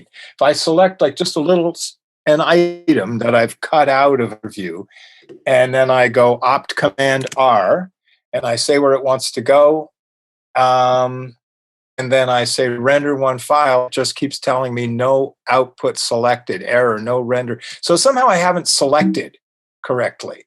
So it's pretty basic, but what am I doing wrong? How do I actually select that little piece that I want to render? Okay. I can think of a couple things. Let's I want to give you the short answer, and then we're going to come back to this later, because I think that it actually is something that we should talk about in a little bit more detail, and it has to do with bouncing out a project. But yep. Let's just say that oftentimes, like, you know, working on a project, you'll have like your finished piece, but then you'll have a bunch of like extra stuff, you know, like tests and alts and outtakes and stuff like that, like on the other side of your sort of finished edit. And by default, if you were to export, I think it renders to entire project, which is not the way that I do it. That's going to export all of those, everything in your whole session. And what I do is I lasso the stuff that I want, hit C. I think of C as cycle, but it's like it's creating a time, you know, time loop basically, or time selection. And then when I do that, I go to bounds, export time selection, and then it's only exporting that that bit. And you need to also make sure that it's sending to the right directory and, you know, whatever. But this is all stuff that I haven't gone into yet. Well, wouldn't you know? The next thing on my list was rendering and bouncing. So you're in luck, man. So everything that I just did, let me just do that a little bit slower and in more depth. So here I've got a sequence. This is from a Love and Radio piece. Actually, the last Love and Radio piece that I did called "Doing the No-No," and so it's just the intro sequence. Cut off his father's penis. It's a Love and Radio story, and so if I want to export all this stuff, what I do is I select everything, hit C, and that makes that bracket. And then I can either click this button up here that looks like a little waveform in a hard drive, or I can do File and Render. It's also Command Option B. It's also Command Option R. So like there are a few different ways that I have it set up because of Pro Toolers using their default key commands and Reaper using its default key commands. But if you select it with C, File, Render, the settings that you want are master mix. So that's the entire, the output of the master fader. And then I go to time selection. And you can actually see grayed out here is all the start and end points and the length. So it's telling me that I'm going to export a 6-minute, 23-second file. And then I browse to the directory that I want to output. So if I'm going to output to my desktop, I'll just select the desktop. And then I can change the file name. So it's doing the no intro. And then from here, for folks who have used audio for a while, it just kind of depends on, do you want to export a wave? Do you want to export an MP3? I would usually just, 44.1 for an MP3. If I'm working with video, I'll do 4800. And then down here, I can choose the format, whether it's a wave or an MP3 or FLAC or OGG or any of these other formats that Reaper supports.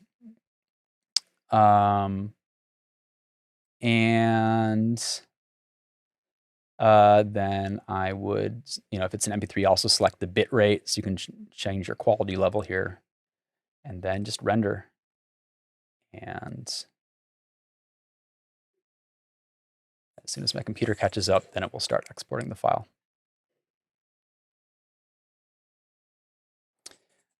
Just looking at the chat, I've sort of not been looking at the chat as often. Andrew, your question about the reverb tail, that is a good question, and I think Simon's answer is a good solution about expanding the cycle. The other thing, there's also this tail option at the top, which will add so if you have a long reverb, you could budget for that by putting sort of an extra pad of processing that will go beyond the tail. I think that's how I would handle it. And just while I have you, one tiny other question I have is, how do you arm a track? It looks different than what I'm used to. If you're recording into it, if you follow along my screen, it's this circular button, like record arming, you mean? Okay. And that's not something that I'm going to really explain recording. No, that's fine. That's all I need. Thank you. But that's how you do it. Great. Thank you. Okay. Is there a way to have the backup overwrite previous backup than having dozens of backups from one project? That's a great question that I don't know the answer to, but let's discover it together. Backup. So I'm just going to show you what I'm going to do to try to figure that answer out. I'm going to open up my preferences. And I'm going to do, at the bottom here, a search for backup. And I'm going to hit find. And then it will sort of cycle through all the places where backup is mentioned in the settings. So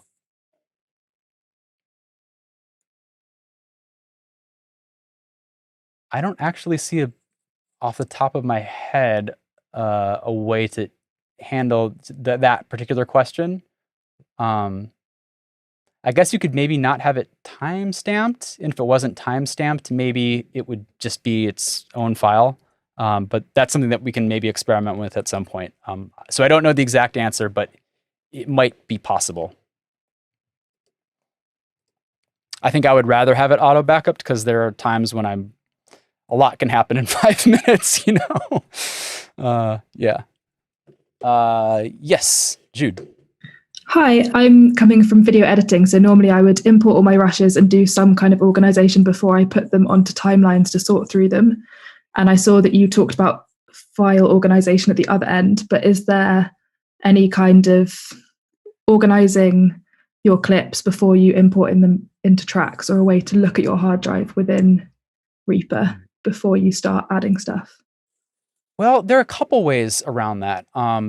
There's one thing. Well, let me answer this in a couple ways. So when you're video editing, most programs usually have like 2 screens. There's like the source and destination audio. And so I'm not a video editor, and so my terminology, forgive my ignorance, I don't know the terms, but are you talking about like sort of building a sequence and then putting that sequence into a larger thing when you say rushes, or are you talking about organizing the raw?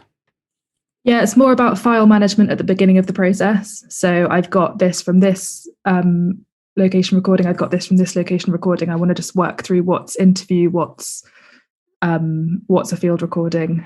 How can I organize that before I start putting it onto specific tracks? Well, let me show you a couple things. And I think, as with a lot of things in Reaper, it's sort of like you can try to figure out how these might work for you. The first thing that I'm going to show is just more to show off. If you go to View and Media Explorer, you can create databases of sounds. So because I'm a sound designer, first and foremost, this is where my entire sound library lives. So I can search through, different collections that I have, and search for like water or whatever. I actually don't have this connected to my hard drive right now, so it's not working. But this is a way of like the waveform will show up here at the bottom, and I'm able to very quickly find things and then also like grab things from that database and drag and drop them into the arrange window that way. That doesn't sound quite like what you're... So for anyone who's used SoundMiner, it's sort of like having SoundMiner built into Reaper. But what you're talking about sounds maybe a little bit more like on the side here. So you'll notice there are several tabs at the top here. By default, I have the Media Items tab because... Well, let me back up even one step further. This whole thing right here on the side, this is kind of advanced, but I feel like it's worth going into. I didn't talk about this in the last session. This is called the Project Media and Effects Bay. So I can turn that on and off both from the view window, or it's Command B, or I can also undock it and make it its own thing. I mean, you can do all of this. But if I undocked it, there are several tabs. Media items is the closest to the clip list in Pro Tools, but then there's source media. And these are like all the files in your project, just like the raw files.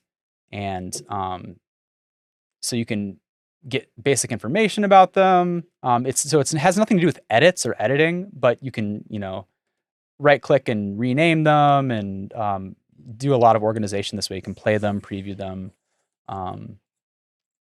move them into different folders. There are all sorts of actions that you can do to them. So if you really want to go deep, this actually might be closer to what you're looking for. So yeah, try that out. Both of those are really helpful. Thank you. Okay. Yeah, Banning? Sorry, I'm just going to ask you one more question about file management, and then I'm going to ditch out because I'm full. This has been amazing. It's a lot of info. Yeah. Yeah. Okay, so in my Reaper Media folder where all the RPP files are stored, starting and then backup files. So I have RPPs and backups. But then on June 24th of last year, so obviously when I did an upload, it also began putting tons of WAV files in there for every little thing. I mean, I have, I could show you, but it's just a long list. Every actuality, every project, there's these big WAV files. They're taking up a lot of space. I never meant to store WAV files in here, so I'd like to just delete them, but I'd also like to have it. Will the template, the setup we have now, not do that? Do you know why it would do that? I only have a theory, and I think the template that we have here will avoid that. And I think it has to do with that saving copies of files into new sessions. Mm-hmm. So now that this new configuration saves things to an audio files directory, like that's where they will go and that's where they will stay. Okay. And I think that maybe an earlier configuration of yours was set up in a slightly different way, and that's probably why it did that. Somehow but I don't, off the top of my head, know. But I should be able to safely delete all these files, right? Because they're not the places where I actually store these WAV files. I'm afraid to delete anything ever. So I just, what I would do is I would take it all and put it on a backup hard drive and just know that it's there just in case. But your files better than I do, so that's on you. Good idea. Man. Okay, well, that's great. Thank you again so much for this. It's been hugely helpful. Really appreciate it. Yeah, definitely. There's something that I want to show that I haven't shown yet, which is like the other really powerful thing about Reaper. So Kathleen, if you just want to hold your question for a moment.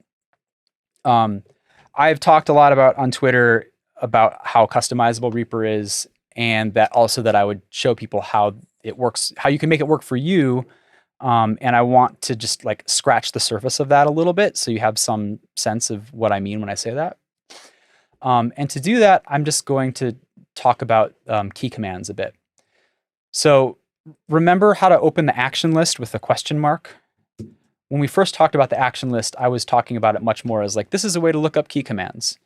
What I didn't tell you at that point was it's also a way to modify key commands and to rearrange different processes to make macros, basically making your own key commands. So you can build functions that weren't even originally designed in Reaper and have them do things that, that is actually like a sequence of things.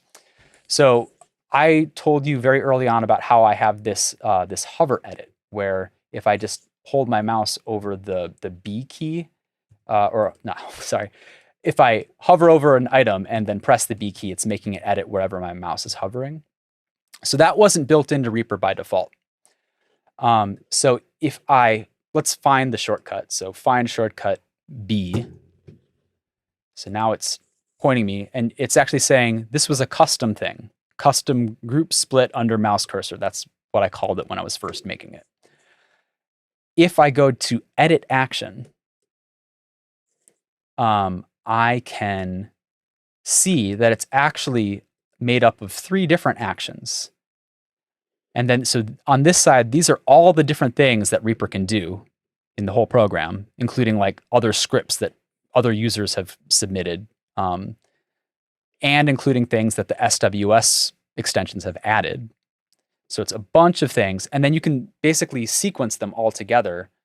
So this is a way, if you have any sort of programming type mind, you can think about, well, if I did this first, and then that first, and then this first, you can put them in order, save them as its own thing, and then map a key command to it. So in this case, that key command is B, but I could hit add, and I don't think I have anything mapped to the Y key. So if I hit Y and hit OK, I actually do have something mapped to the Y key, but I'll do it anyway. I'll say yes. And now the Y key will also do the same thing. So this is how I've set Reaper up to have multiple key commands doing the same thing, some of which apply to Pro Tools, some of which are things that I've made, some of the things that are borrowed from Logic. And I've kind of made this hybrid system where where you can have all of these things happening at once. But it's really built off of it's built off of a Pro Tools foundation in the sense that my philosophy is sort of like, I want one hand on the keyboard and one hand on my mouse, and at each time. And if you notice, most of these key commands are on the left hand. So the idea is that you can do most of the things that you want to do with your left hand while your right hand's on the mouse. And I guess I should think about, if you're left-handed, how that might might change your thoughts about what I'm doing. But that's the idea behind it, and it's based on the Pro Tools key commands. We've adapted, Caroline says. Thank you. All right. So where I go from here, for those of you who are still with me, I want to talk about the template that I've made. But before I do that, I also just want to talk about, can I get a show of hands? How many of you are Pro Tools users who use like Audio Suite, the Audio Suite plugins? Okay, so a few of you. I want to show you what Reaper can do that's like that, but different. So I personally hate Audio Suite because it's a destructive function. It creates new files. It doesn't overwrite the old files, but it creates a new file in place of the old files. And there are various ways that you can kind of work around that. However, one of the things that Reaper can do, which I think is super helpful, is you can actually, the same way that you can add plugins on a track. I think I'm going to not demo this completely. I just want to mention it. And then when we talk about plugins, I want to show how the same thing that you can do to tracks in terms of plugins, you can also do to individual items. So if you, the key command in this case is Shift E, it will open up this plugin window. And if I added like an EQ, I should teach the template first and that before doing this. But basically what I wanted to say is, like, you can apply all of the effects that you have in your system. You can also apply moment to moment on individual items in a totally non-destructive way. So that way you're not creating new files that your collaborators have to download. If there's like denoising or de-essing that has to happen just on a certain section, you can just pinpoint it and say like, oh, I just need to fix that right here. And that way you're never overwriting anything. You're not adding a lot of extra data. I find it super handy. Alrighty. So we're going to pivot to talking about this template that I've built in, and how to work with it and how to get good mixes with it. But before I do that, does anyone have any questions before we move on to this new area?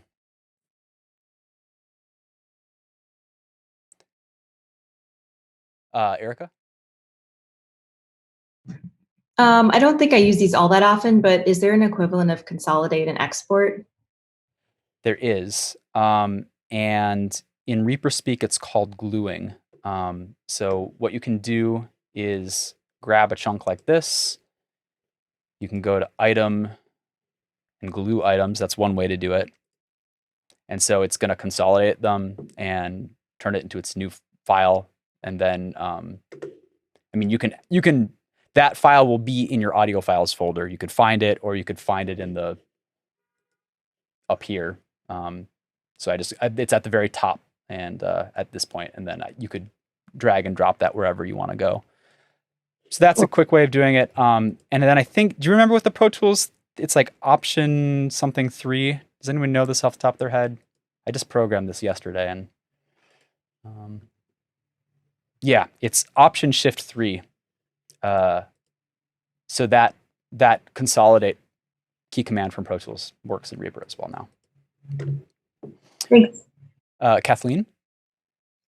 Yes, just a quick question. When you were showing the project bay on the right, the way you're getting all those items, all your media and everything in there is only by dragging it into tracks, right? Or can you put it in a folder where it, automatically includes the media into that? I bet you, I don't know this, but let's just do it together as an experiment. I bet you that you could just drag it straight into the project media bay. Let's just see if I can find something from my downloads. Test music. Yeah. So I just downloaded a file or dragged a file right into the. Was that your question? Maybe I misunderstood your question. Yeah, pretty much. I just didn't know if I had to drag it onto a track or could I just somehow get it in. Like if I had a 30 files instead of having to go an individual, I could just and without having to clutter up my tracks, I can just drag them into the bay without having them enter into the project tracks. Great. Yeah, I mean, for whatever way, for me, I think if they're out of sight, they're out of mind. So I like having them in the. Well, actually, they're okay. I guess I'm thinking as a way to grab clips from as I'm working rather than having them all on tracks. Well, if I see it on the right, I get a little sense of what is what. Totally. Well, so that's totally one way of working. But your question reminded me of something that I haven't shown you yet, which I'm just going to do this in a new tab. I meant to show this at the very beginning and forgot to. So this is a track in Reaper, and in Reaper, unlike Pro Tools, tracks are tracks. In Pro Tools there are mono tracks and stereo tracks, right? And they can't cross. In Reaper, you can mix and match. You can put mono and stereo audio on the same track. So if you have actualities, some of which that are in mono, some of which are in stereo, you can put them on the same track. You don't have to change any settings. And then for people who are super advanced, you can actually, right up here at the top is this track panel, which you can actually have multi-channel surround tracks and stuff like that. So that's how I did a lot of the Wolverine stuff. But the thing that I really wanted to show you, let's just say I had a few tracks here. So I just made a bunch of empty tracks. And then these bottom three, I'm highlighting them by shift clicking. And then I'm going to drag them and push them underneath the other one. And they're indented now. Do you see that? So this is a feature that Reaper has had for years and years. And actually Pro Tools just added it to Pro Tools 12 a few months ago. But this is called folder tracks. And what this allows you to do is you could say raw interviews or whatever. And then, this could be interview 1, 2, and 3. And you could mute that top track, or you could solo them individually, whatever. But you can hide that because it's a folder track. You can actually, right up here, collapse it. So this is another way of having material in your session that maybe you want for informational purposes, or you want it for reference or whatever. It's a way of having things, at hand without them being necessarily part of your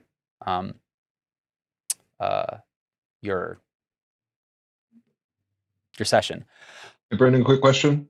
Yeah. What was you just made a move to indent those tracks over? You said you dragged to put them in the folder. Yeah. What were you just dragging them to the right and left? Yeah, basically. So you see how there's sort of this little ghost outline. So I can drag them wherever I want them to go. So now they're outside. Oh yeah. And then when I push them in, it takes you have to kind of push. Oh, in and up. In and up. Got it. Yeah. Okay, thanks. Yeah.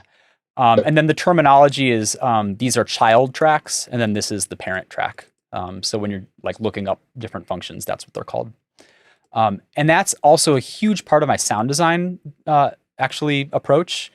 So I build folders within folders, which is sort of like worlds within worlds. And when I'm doing something like with Wolverine, where I'm trying to recreate the way that sound works in the real world. So if you have a voice coming on a television and then the television is in the back of a bar, and you kind of want to build these almost Russian doll-like structures of sound. That's what I'm doing. So if you look at the Reaper project for Wolverine, it's this whole, worlds within worlds, and some of them are routed in weird ways into each other. And that's how I make a lot of my sound design. Trippy. Okay, I haven't been really following the chat here, so I'm trying to see if there are any pressing questions that I should get to. So stand by here while I catch up. Andrew and Kathleen, you both have hands up. Andrew, do you have a question?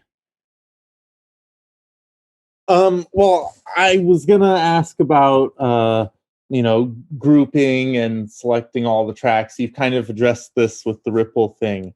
I guess for me, shuffling, sometimes you can kind of switch the place of clips, which Ripple mode doesn't exactly do. Is there a way of doing that, or?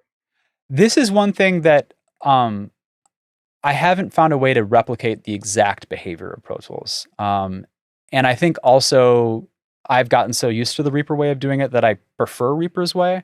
And I totally respect that you would want to be able to do that kind of flippiness. I suspect that there are ways that you could actually, build that functionality into Reaper, but I haven't found a way to do it myself yet. And my other question was, I found this this grouping matrix in here, but I was wondering if there's a way to like dock something so I could see my groups laid out. Yeah. The grouping matrix is, I think it's not the way that I normally work, but I think that is closer to the way that Pro Tools handles groups. So the way, for those of you who want to follow along, under View, there's grouping matrix. And so earlier when I was talking about grouping, I was talking about grouping items. But in Pro Tools, you can also group tracks, meaning that like what you do on one track will correspond to the other track. And this is how you do it. And to answer your question, yes, you can dock it, although I think just graphically, it's not a very dockable part of Reaper. It just is not very dock friendly. But the idea here is that you're connecting various parts of different tracks together. So in this case, well, I'm in a 3-track project with no audio files, so I can't really demo it very well, but you would select the various elements that you want to group across the 3 tracks. And that's not something that I've done a whole lot myself, so I think I'll have to kind of leave it there for now.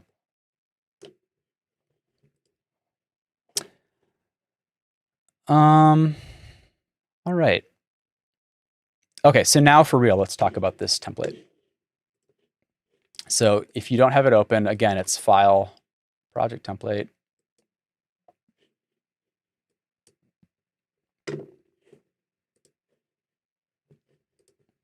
Okay. So the idea here is that we've got some preset plugins, and they're all stock plugins in Reaper, and then one free plugin, which is the Ulean loudness meter.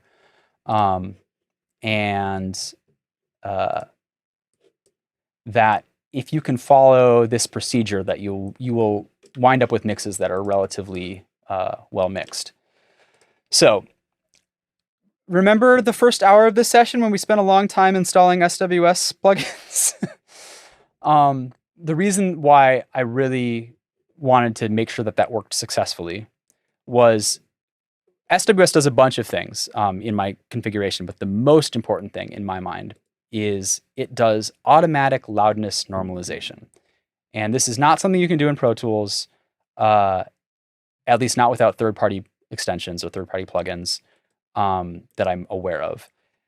And basically, what it does is it allows you to take items of different levels, of different loudnesses, and automatically adjust them to the same level. And so I have a key command set up that will automatically adjust any item to a loudness unit of -23 LUFS. And can I get a show of hands? We have a much smaller group now, but how many of you are aware of LUFS or loudness units? Okay, so like a third of you, maybe a quarter of you. No, half.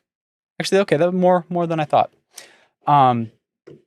So basically hit the N key. Hit the N key, not M, N, and N as in normalization. And it will normalize the loudness of that item automatically. This is not traditional normalization where you're expanding the loudness or expanding the waveform so it's as loud as it can possibly get. In this case, what it's actually doing is it's reading and analyzing the file, and it's saying this is what its average loudness is over the course of the file. So what I tell people to do the first time that they're working in this template is, let's say this is an interview. Before I start cutting it up, before I do anything, let's just do N, and it will do the automatic loudness normalization. And that way I know what the average loudness of this whole interview is. And then if there are parts that are quieter, I can actually cut them up, run it again, and make adjustments. So it's a way of, like, you can actually start to very quickly get things in the ballpark by just, you can actually run it all at once. And then it will optimize each item, each loudness, so it's about the same loudness relative to each other. Now, this can become a problem sometimes. Say, for example, you've got room tone. So there's basically nothing going on at this part of the audio. And if I normalize that, it's going to be really noisy. It's going to boost it. And then if there's like a little tiny sound, it's going to be really loud. Or if it's actually like room tone, it could be quite loud.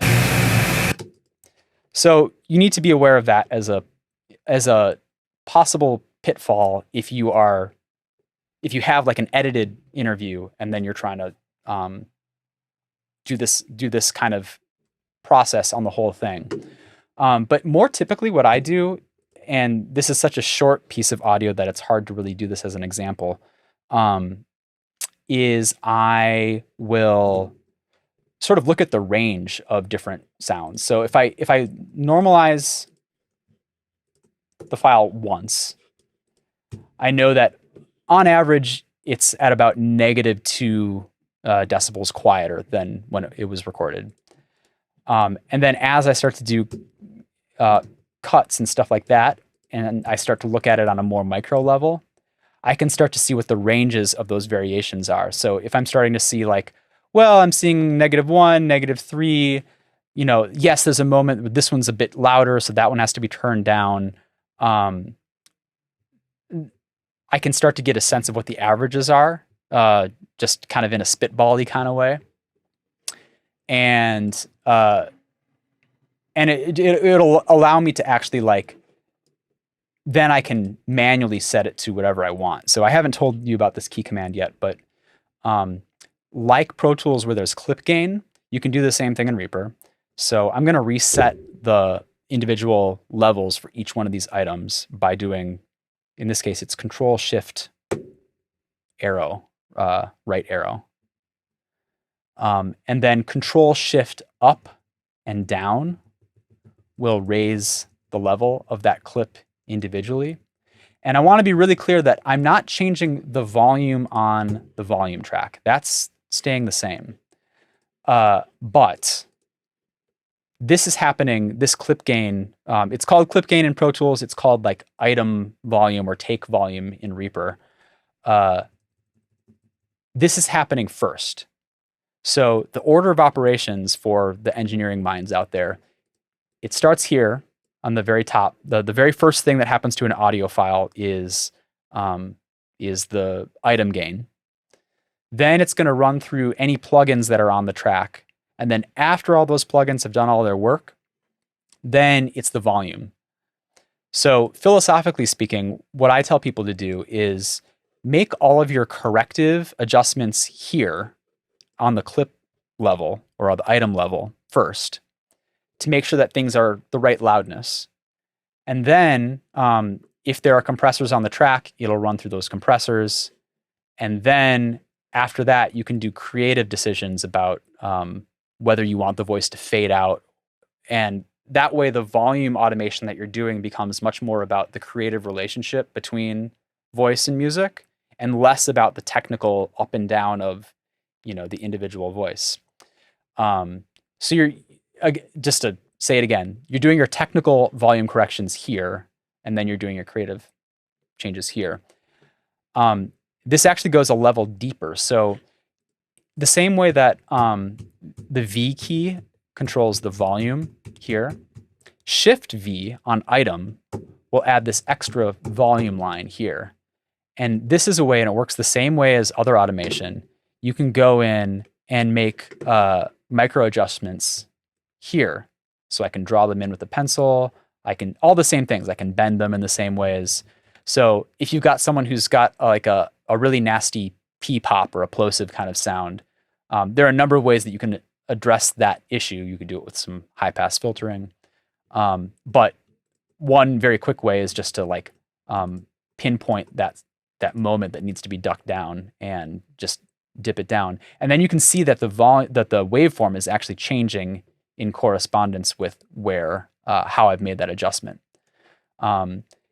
So that's a really handy way of, if you need to do that sort of micro editing, micro adjustment kind of stuff, you can do it on an item to item basis, but you don't have to. And more often than not, what I'm doing is instead of doing this thing, I'm making sort of more broad cuts of chunks of audio and then making sure that the levels are good. Erica, you had a question. So that extra volume line you're adding, that's actually kind of affecting the clip gain as opposed to the automation? It is its own thing. Okay. So there is the clip volume or item volume. That's one thing.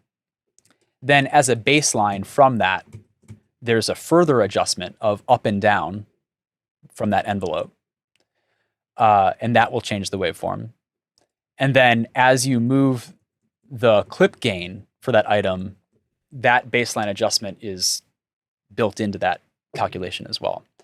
And I should note, in Pro Tools, they have a clip gain line, but like if you do a bunch of adjustments and then you hide the clip gain line, those adjustments stay in place. Here it doesn't. Here it's like if it's like if you see it, it's in effect. And if you do Shift V again, you're actually bypassing it. You're turning it off. So just be aware of that. Like if you do a bunch of work here and then you do Shift V again, you are turning off that work. And I actually kind of like it that way because then I know like, oh, that was a moment that needed a little bit of attention. Caroline, you have a question?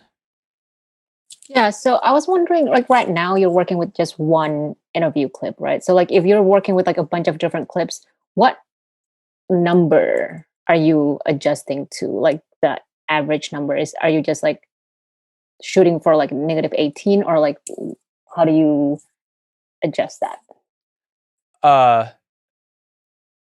Let me try to rephrase that and see if I follow your question. So are you asking what number the loudness normalization is being is targeted toward? Like when I hit N, when I hit normalize, or are you asking, am I looking for a number after I hit that to? I think more of that, just because like right now the N average is like that one file, right? Right. So like if you have multiple. So this is going to change depending on the source of the file. Like if you have a really quiet interview and you hit N, it might boost it by 20 decibels. And that's okay.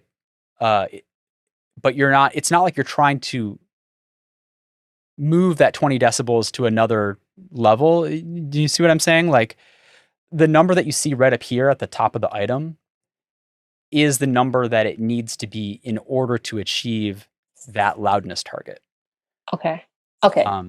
And that loudness target is, in this case, -23 LU. Okay. So when you hit N, it will just basically automatically boost it to whatever it needs to be. So like a quiet interview would get boosted more than like a loud interview. Exactly.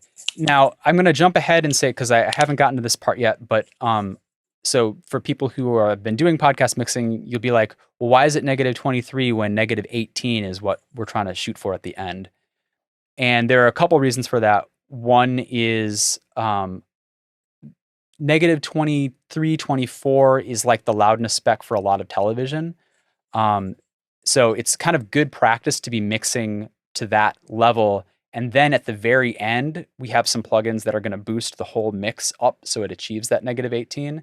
And what this will result in is a mix that is more like internally dynamic. rather than trying to mix everything super hot. So it's like we're going to mix things with a relative balance, and then we're going to take that balance up a little higher, as opposed to trying to do it all super hot. But let's keep talking about loudness. So this is actually a little bit more info than I normally would teach, but this is like a tip. So I also loudness normalize my music tracks. And the theory behind that is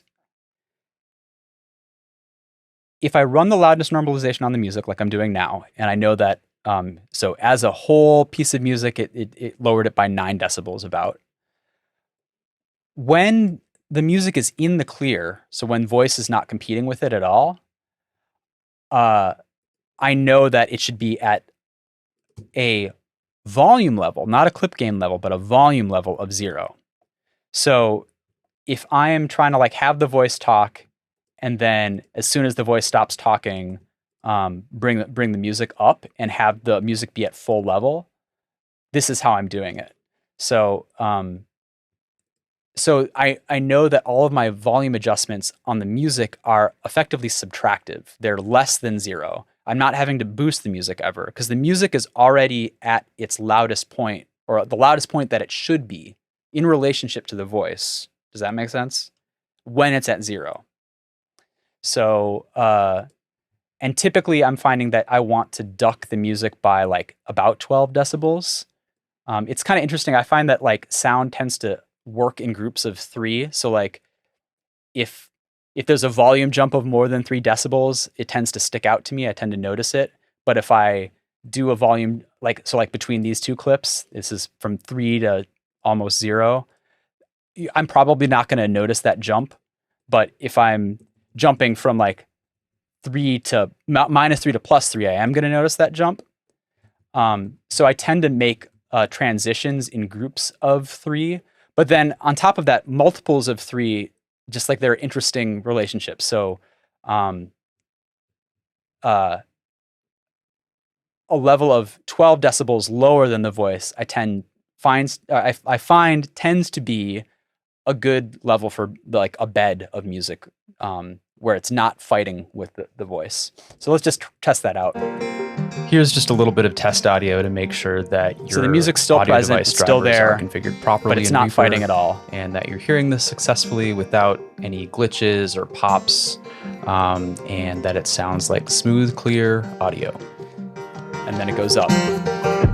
And now the music's at the same level as the voice was when it's in the clear. Does that make sense? So this is a way, especially when I'm like super crunched on time, like you can see what I've done here is like very basic. I've just used 4 automation points and I've got the levels roughed in, and I did it like sort of half automatically. And you know, you want to be careful because it is possible to kind of like over rely on some of these tools.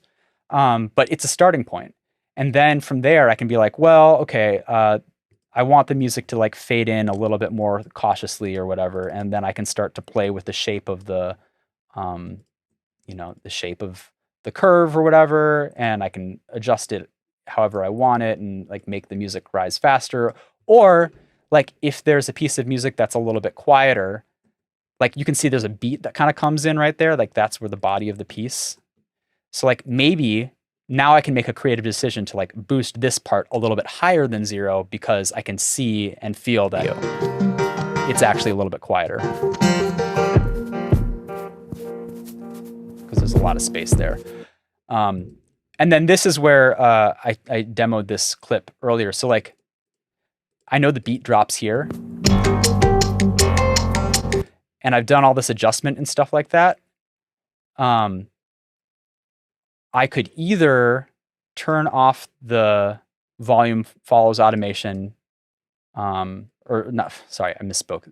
Item follows automation and move it that way. So all of my automation is in place. That's the thing that I find dangerous. Like it can cause problems. Or I'm going to turn it back on. What I can do is use shift. And this is like the thing that you can't do in Pro Tools that I love in Reaper. You can shift and slide without turning this off. And now I can make it so that beat drops right after the voice is over. It's like smooth, clear audio. And then I can futz with it and try to find the exact how I want it to post. Clear audio. So doing all those kind of micro adjustments in a Pro Tools workflow would take a lot more time. Once you have command over like how these different things work and like realizing that there are a few different ways to achieve the same effect, it really opens up your creativity in terms of how you're trying to sound design. Okay, so what is happening with this whole preset thing? Let's say you put in all of your audio, you have loudness normalized it, things are in the right ballpark, and you've got a mix that you kind of like. Let's just get a sense of what's actually happening behind the scenes here. So you can see that I have these different colors for different types of material. There is the studio bus, there's the actuality bus, and by bus, that's actually kind of a more engineering Pro Tools term. It's like a folder, it's a collection of audio tracks. So all the music tracks are getting routed to the music bus. All the interview tracks are getting routed to the actuality bus. All the studio tracks, you get it. And what that means is if I were to say change the volume on the music bus, this volume control is also affecting everything that happens beneath it. So just know that like any plugins that you put on the music bus, all that stuff is processing all of the child tracks beneath it.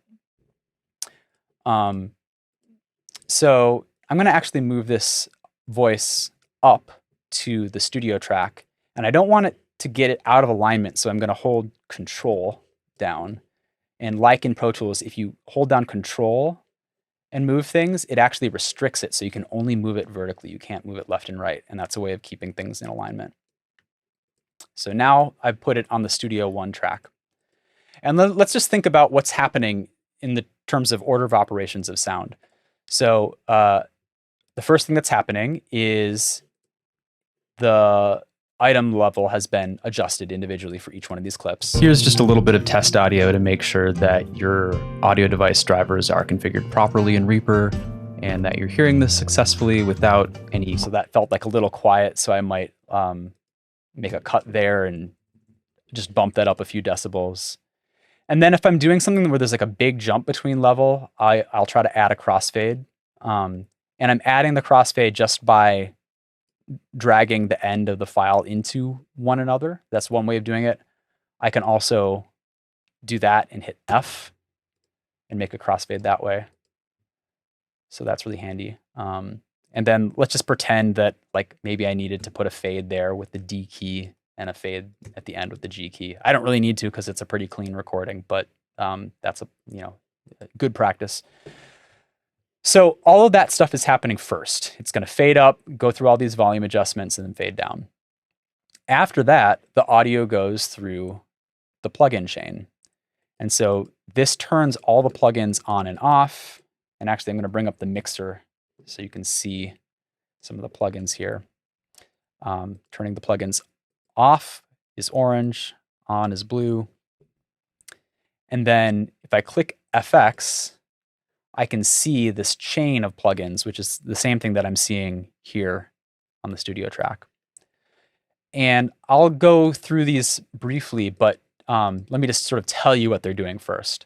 So the first thing that's happening is it's running through this REAPER plugin, which is, if you've used iZotope's dialogue denoise plugin, it's sort of like Reaper's built-in version of that.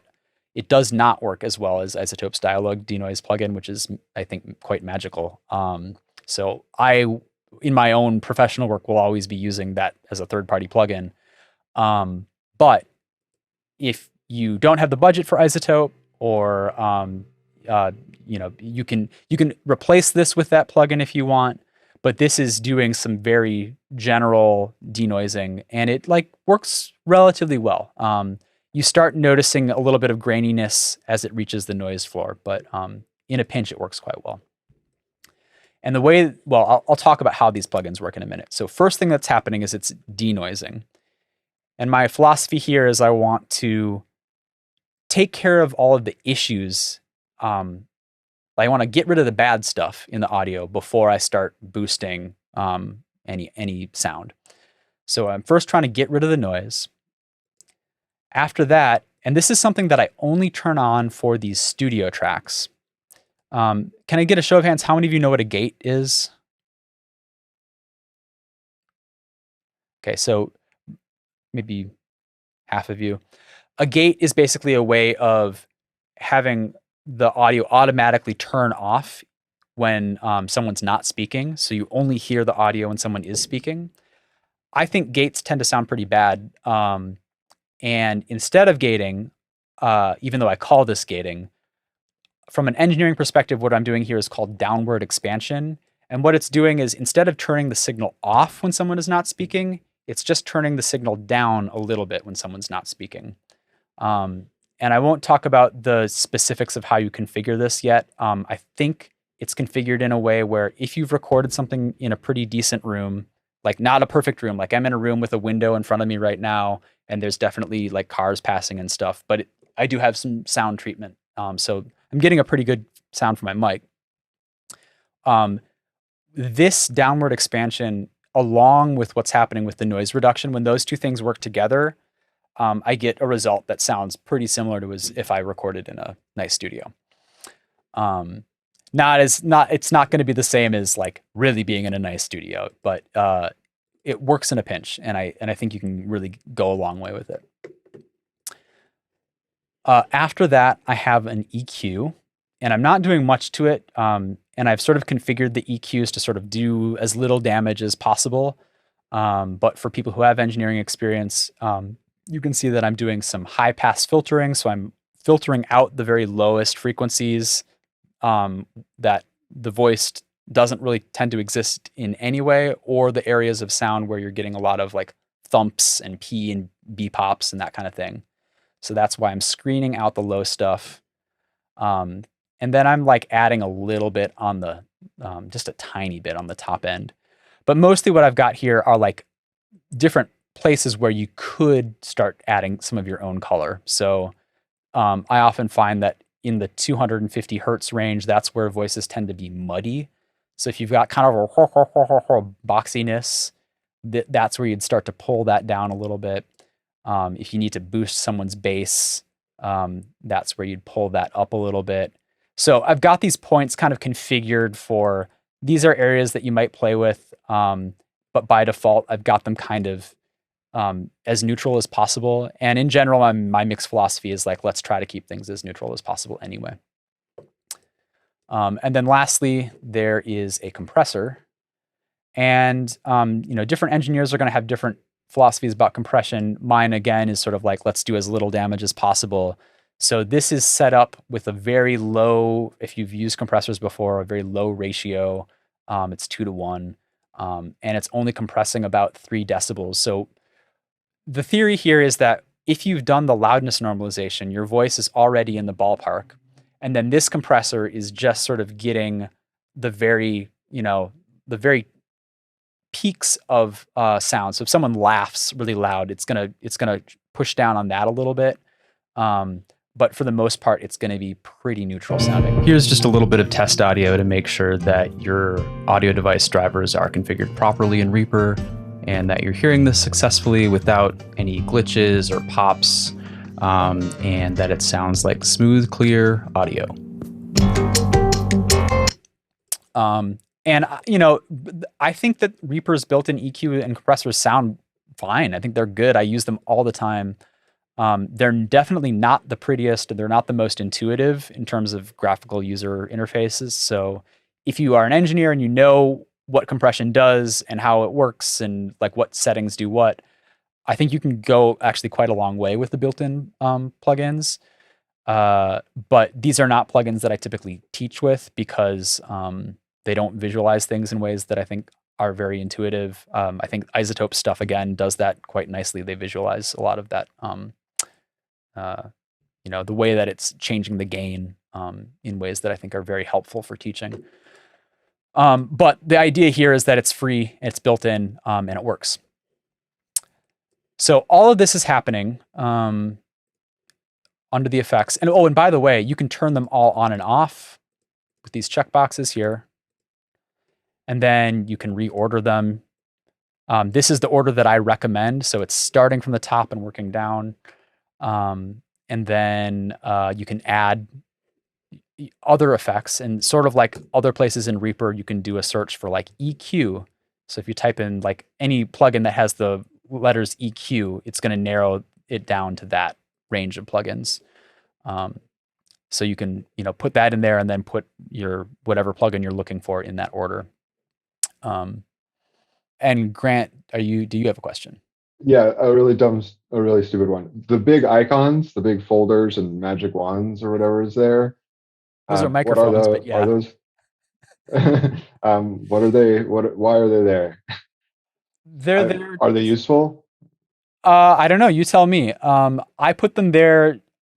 I normally don't use them. You can right click on them and change them to other icons if you want to. But I put them there mostly for beginners, just to like show that, this is a track that you'd put things that you'd record with the shotgun microphone. This is a track that you'd put things. Got it. And how do track icon remove? Got it. Okay. Yeah. So you can get rid of them. Can you remove that whole column? If you get rid of them all, it will disappear. Got it. Thanks. Alrighty. So these are the child tracks, and then after the child tracks, this signal is routed into the parent track. And the parent track has, in this case, just one effect. I have another compressor. And again, different engineers will have different philosophies about this, but just to explain, I have a fast peak compressor on the Studio 1 track. The Studio 2 track is, by the way, configured the same as the Studio 1. So it's like if you have two people in a studio, they each have their own settings. And then on the bus track, I have a slower RMS-based compressor that is doing more sort of moment-to-moment leveling. So those two things together are evening out the levels. Emerald, do you have a question? I am working on a Mac and it won't let me right click anything, or nothing shows up when I right click, but I'm not having that problem on the rest of my computer. That is interesting. How are you right clicking? Are you doing a control click? Exactly, control click. Okay. Someone in the chat had this problem before and they solved it. They're probably gone now, but if you scroll through the chat, I remember seeing that. It's in the preferences, and if you do a search for, I think if you go to mouse. Yeah, it's at the right very there. bottom of the mouse page. Control plus left click emulates right click. There's a reason that I have this turned off, and that's because there are sometimes moments where you might want to control right click. Does that make sense? So I think it's better personally to have your mouse actually set up with left and right buttons. That for me gives me more control than doing the keyboard plus secondary click. But I know that this is a personal thing and different people are going to have different approaches. So this is just one of the ways that you'd have to configure it to your own purposes. And that also goes for trackpads too. Like some people like scrolling one way versus the other way. And you can both configure that in your Mac settings, and you can also configure it independently in Reaper. So all this stuff is possible, but if you want it set up differently, you will have to look for it.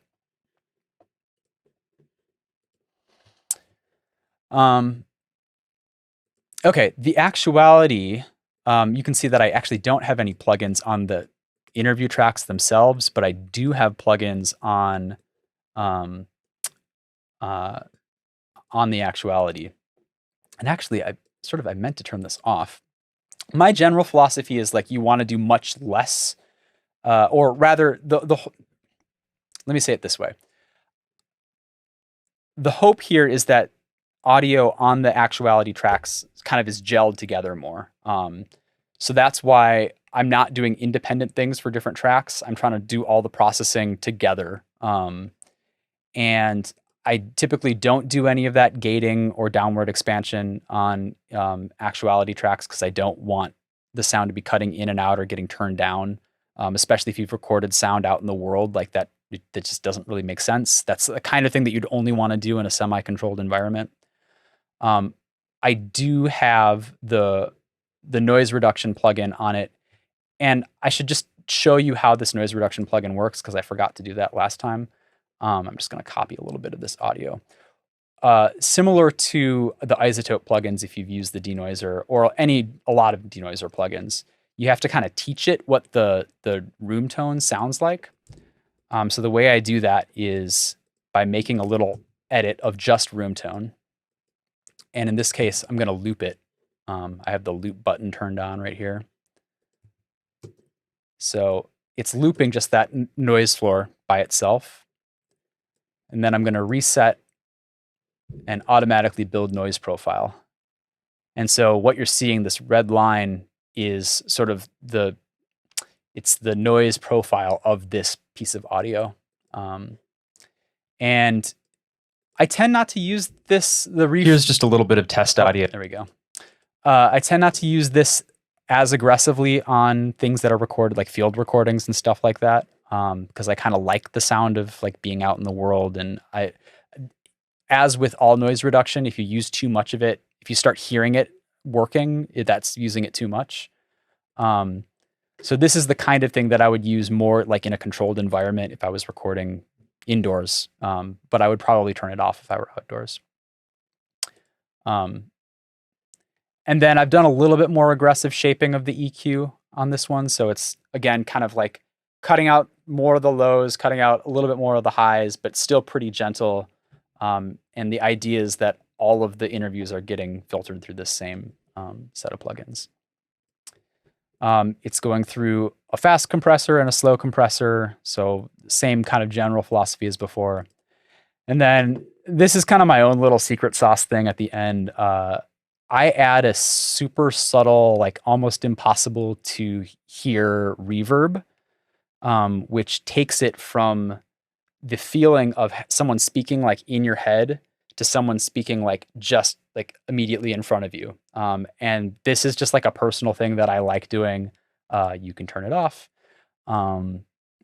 And it's the kind of thing that it's meant to be felt more than actually heard. And it's also the kind of thing that you would notice only really in headphones. You wouldn't really notice it playing through speakers. It's another way of also achieving a little bit more of that kind of gel, of taking actualities from different spaces and making them kind of feel as if they're all recorded in a more similar space. And so like this is a very basic chain of plugins. In my own work, I'll do stuff that's more complicated, but the idea here is like do the least damage possible, but get things just kind of more smoothed out.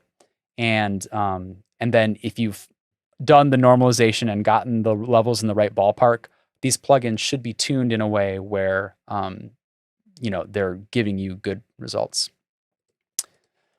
I know it's getting kind of late here, so I'm gonna just try to blow through this next little bit. But I want to show you also that something is happening with the music. And I have the music tracks set up with an EQ effect so that whenever someone is speaking, some of the EQ is getting turned down ever so slightly. And the idea here is that this isn't an effect that you should be able to actually hear because it's only happening when someone's talking, but you can watch it happening. So here's just a little bit of test audio to make sure that your audio device drivers are configured properly in Reaper and that you're hearing this successfully without any glitches or pops, and that it sounds like smooth, clear audio.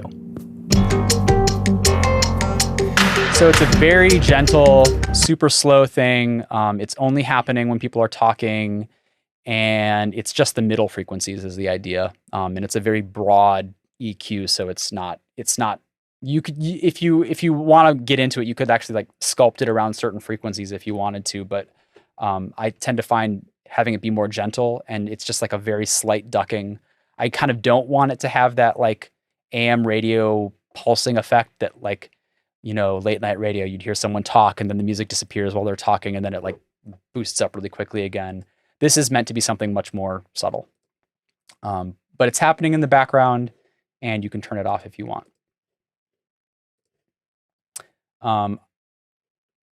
And then I also have a limiter plugin on both the sound effects and music buses. And the idea here is that it's just protection. It's like if you ever had to export this mix as stems, so like with music tracks, sound effects tracks, and all of these things as like individual segments, having these limiters on will protect you from exceeding 0. And then all of this stuff, at the very end, there is this, I'm getting really jumping all over here. There's a reverb track too for music. So if you are the kind of producer who likes adding reverb to music tails, like doing it, you can do that. The way you do that is, how do I do this? Well, if you hold the Q key or if you hit the Q key, it'll open up all the different things that are automatable at the moment. And I have a lane of reverb in the music track. So you can, right now it's turned off, but if I move up the music reverb here, I can start sending some of this.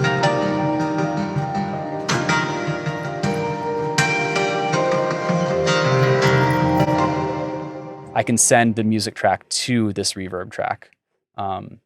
And for the engineers out there, I can show you, I'm just going to like not go into super detail, but if you click this control panel, this is where you can set up sends and receives and stuff like that. But I think that's kind of more detail than I want to go into right now. Sorry, where was the control panel? Right up here at the thing that looks like boxes. And actually, just to show you, you see how there are different colors? There's blue, green, yellow. This green is an indication that a send has been configured.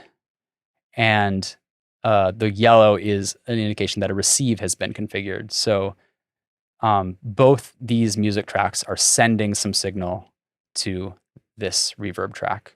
And it's really just as simple as clicking on it and you can have it just adding a new send or saying like create a connection so some of this track can go to some of that track.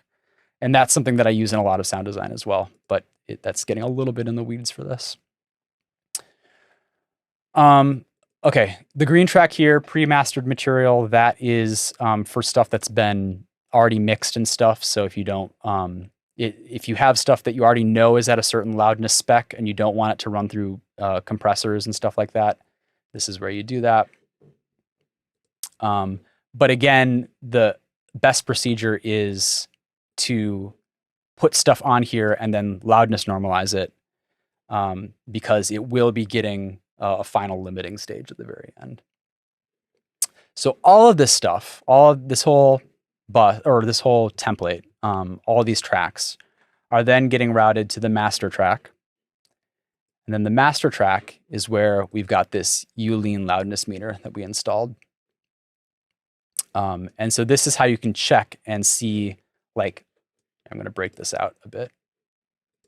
So if you double click on a FX here, it will also open it up in its own panel.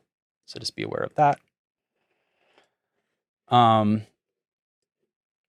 And so we can watch and see, like, did we hit this -23 target?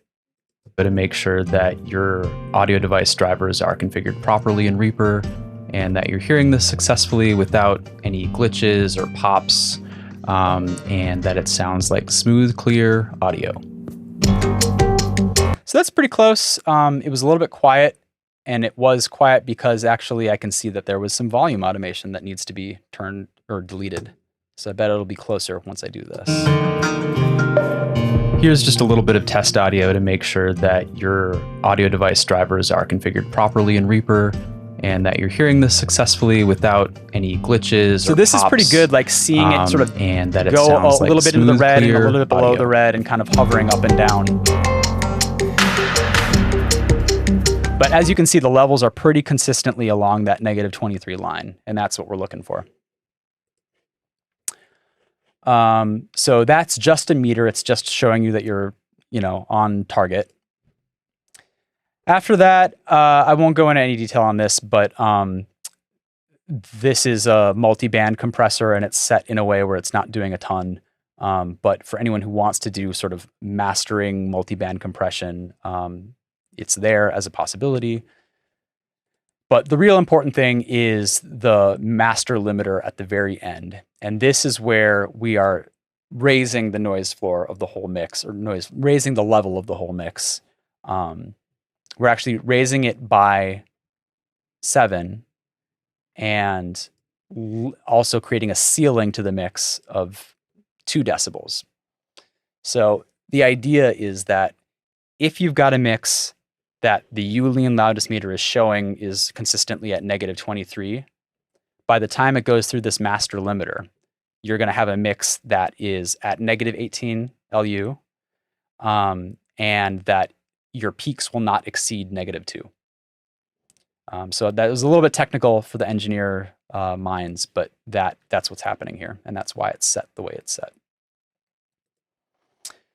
Oh yeah, so if you don't see the master track, I just want to point out, you can move the master track in a bunch of different ways. So I, by default, like having, that's why I made this panel up here, is like a way to put the master track so I can see it. Like I can, have it in its own space. But I can also put it in the mixer like this. And if you right click it, you get other options. Like you can put it in a separate window if you want, and it can float, and that's just like most things in Reaper, it's pretty modular. And if you right click, you can usually find a way to put it where you want it to go.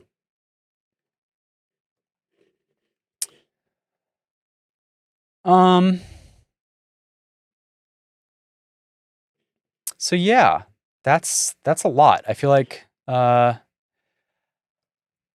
I'm getting tired. What else should I say? I mean, I think I should probably just open it up for questions at this point. There is one thing that I will just demonstrate really quick, because is Grant still here? Yeah, Grant's still here, because we have a video editor in the room. I'm just going to make a new tab, and just to demonstrate, on my desktop, I have the video from the last time I did this.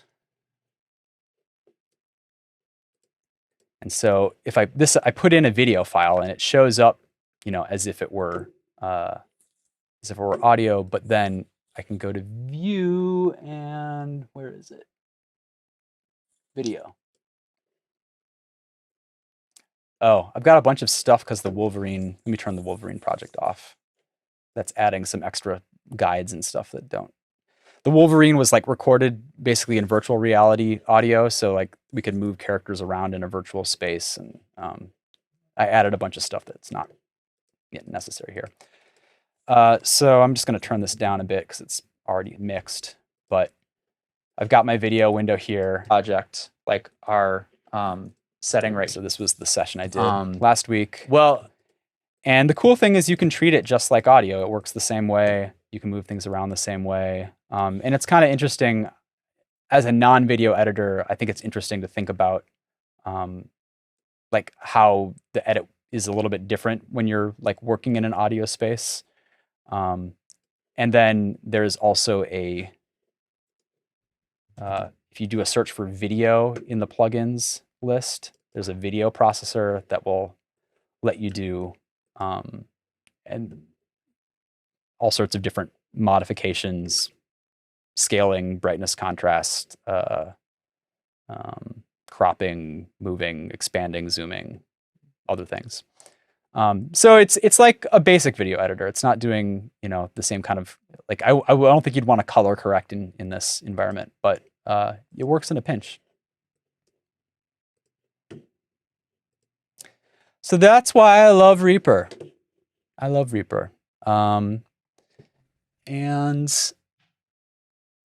yeah, maybe we should just open it up to questions. And I'm feeling a little bit bummed today because of the technical stuff didn't work quite as smoothly as I wanted it to, and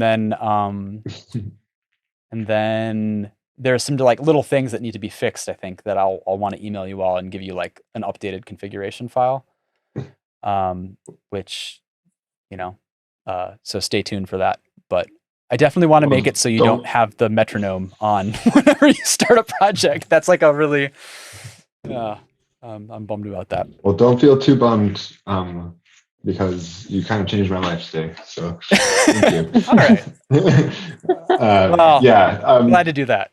I mean, so like, I mean, I just want to say thank you so much for taking this time. And, I've admired your work for a long time. So it's really been great to get into your head on this a little bit. I have a few questions that I think you can tick off pretty quickly. Yeah. So when you were futzing with the actuality bus, you said something along the lines, what was the philosophical reason behind wanting all the interview rooms to sound the same?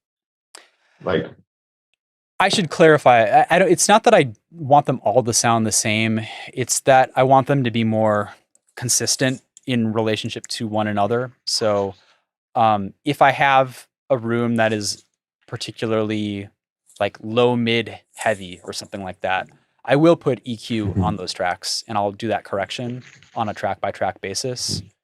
But it felt like doing a template like this that the better move was to just keep it open and neutral, and then like to not do as much. And then part of it is also making a little bit of a contrast between the studio spaces and the studio voices and then the actuality voices. So the studio voices have just a little bit more high and low end emphasis. And so they pop in a way that the actualities are a little bit more sort of like, I guess I think about them forward in the space of the mix, whereas the studio voices are much more like in the middle of your head. Yeah, that's cool. my not very engineer. Like I feel like a lot of engineers will hear this and they'll be like, take issue with what I have to say. But and then I wanted to ask if I could push you one step further. Do you know anything about round tripping from Premiere into this? So like not having to like, so say you have a sound mix in Premiere. Yeah. And you wanted to just bring that into here without having to like reset everything up. Yes, sort of.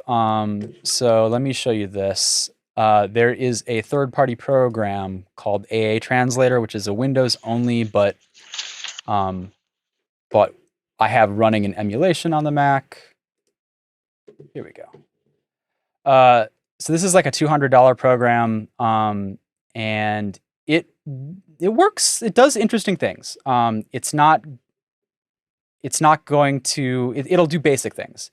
So I can take a Pro Tools file and turn it into a Reaper session, not with any sort of plugins or anything like that, but it'll do basic mix translation.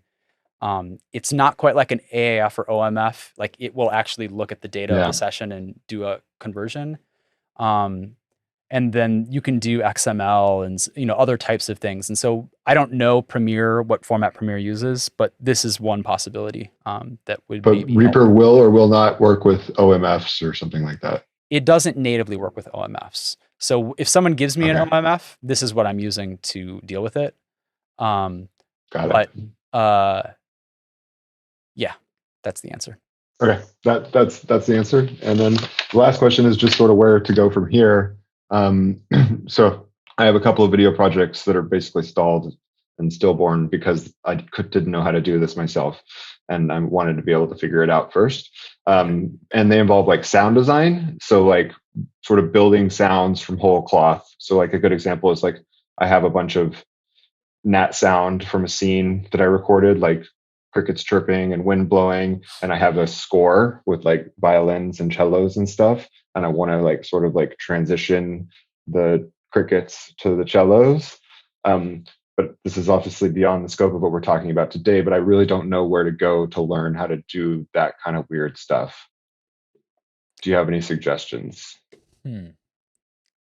Like, I mean, how do you make this is- sounds from nothing? I mean, this is where like I feel like because I consider myself mostly self-taught, I like don't have off the top of my head, like I've mostly done it just by a lot of experimenting and futzing around. And I mean, if you've done video, I feel like you have a basic understanding of like how you would balance elements against one another, or like you want the crickets to like. I feel like you have the tools that you to I do think these I'm kinds of close. things. It's just when I get into like, I think it's like overlaps with this engineering stuff, like with the compressors and the high pass filters and all this Yeah. stuff, which are like totally out of my realm of knowledge. And so like, how do you? And I understand how to use them to like futz with audio and actualities, or like to make sound better, but not necessarily how to make sound new. Right. Does that make sense? So is it just futzing is the answer? That's my first answer. Okay. But let me think on that a little bit.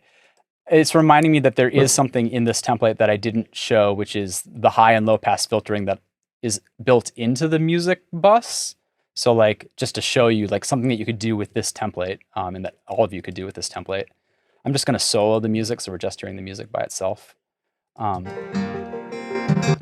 If you hit Q, that's showing all the automatable things right now that I've turned on by default. I have lanes for high and low pass filtering of the music. So this is something that I would do pretty frequently, and a lot of Love and Radio stuff would be like, and Radiolab did this a lot too, like low pass filtering the music. Like that kind of thing. Yeah. Yeah. So that's a way of like playing with the relationships of high and low. Actually, you know what? Maybe before we sign off, I can play you. I have a piece from Shruti Pinamaneni, who actually just had a series come out on Reply All, which I haven't listened to yet. But a piece that she did for Love and Radio that uses high and low pass filtering with music and sound effects in a cool way to sort of shift spaces. And I can just play that for everyone as sort of a demo as we sign off. And you can kind of see how some of that stuff is happening under the hood.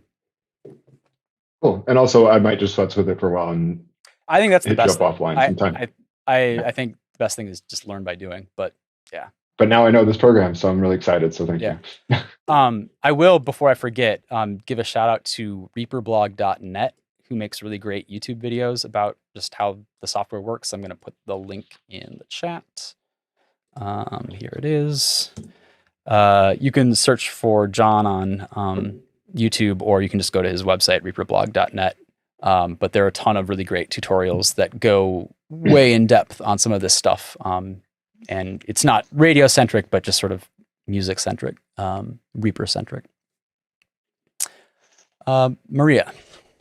Hi, can you hear me? Yeah. Yeah, thank you so much. This will really change my life. And I wanted just to make sure that I got the folder tracks right. So are they the equivalent of aux tracks in Pro Tools? Yes, they do automatic busing. So they're creating when you push folders into each other, it's as if you were in Pro Tools making those bus connections yourself manually. You can also do those busing connections outside of the folder track. Actually, let me just show this to you, just so you can. This might be kind of like a lot, but okay.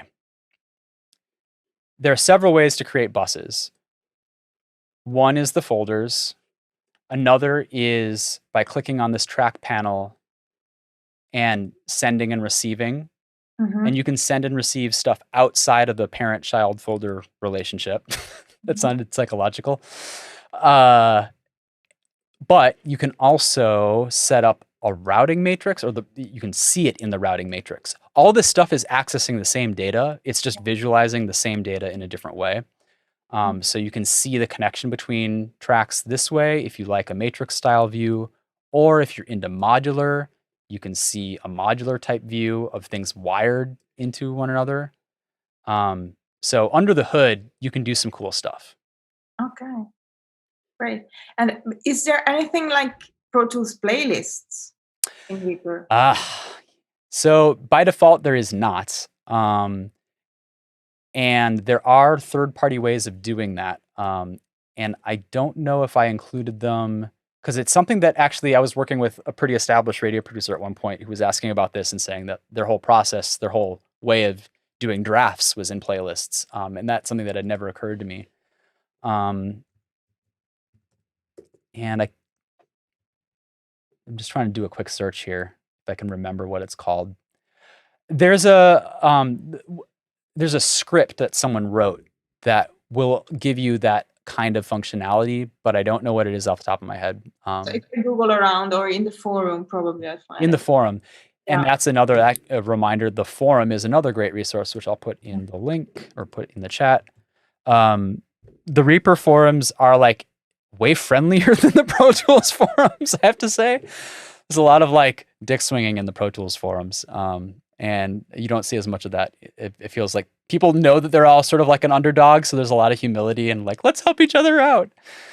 Yeah. Okay, thanks. And Erica. Just again, thank you so much. You're amazing for doing this. Maybe this is similar to Grant's question, but I'm just wondering about collaborating with people who are using Pro Tools. How much is that even possible? What have you been doing? Well, my first strategy is trying to twist their arm. I won't work on this project unless you do it my way, which, is kind of a version of what I feel like happens when most people are demanding us to use Pro Tools. But so if I can't do that, sometimes it depends on which direction the project is going. So if I'm inheriting something that was started in Pro Tools, then I can use this program. And I'm basically getting rid of anyone's plugin data and stuff like that, but I'll take their edit and I'll just start it, more from a more neutral from scratch kind of place, but it's still their edit, it's still their general mix.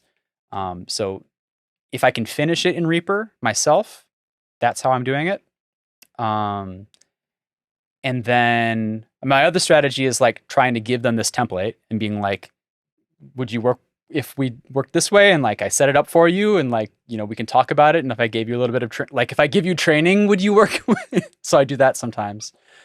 But then when it has to be finished in Pro Tools, this program I find doesn't work as well. The process of going from Reaper to Pro Tools is just buggier. Like I don't have bugs or errors typically when I'm going from Pro Tools to Reaper. When I'm going from Reaper to Pro Tools, there are more problems, and that has to do technically with how Pro Tools writes extra metadata into all of its clips. So in that case, I might do something like rendering to stems. And so what that looks like is, so this is that Love and Radio piece. I can shift select or command click the different tracks that I want to export. And then when I go to render, instead of rendering the master mix, I can render stems or render the selected tracks. And so what it's doing then is taking everything that's in the studio bus, putting it on its own track, taking everything that's the actuality, putting on. And then if I really need to go micro, I can go track by track and give the Pro Tools mixer everything on a per track basis. What it won't give them is my edit decisions. So if they want to go and make their own adjustments, this won't do that. It kind of locks it down, which sometimes can actually be a freeing kind of thing. But if I were the one mixing it, I would not want to receive a project that way just because I'm a control freak. So if that's not obvious. And for AA Translate, you said that was just for Windows. Any suggestions for Mac users? Well, so I'm running a Mac right now, and I'm running it in emulation. So it does work. There's a program called Wine, which lets you run Windows applications for free. There's also a paid program called Crossover, and then there are like VMware and Parallels and these other options. But the big caveat is that since Catalina and Big Sur came out, you can't use wine anymore, which is one of the reasons why I'm still on Mojave. So the AA translator is made by like one person in Australia. So it's maybe not a great long-term solution. Kathleen, do you have a question?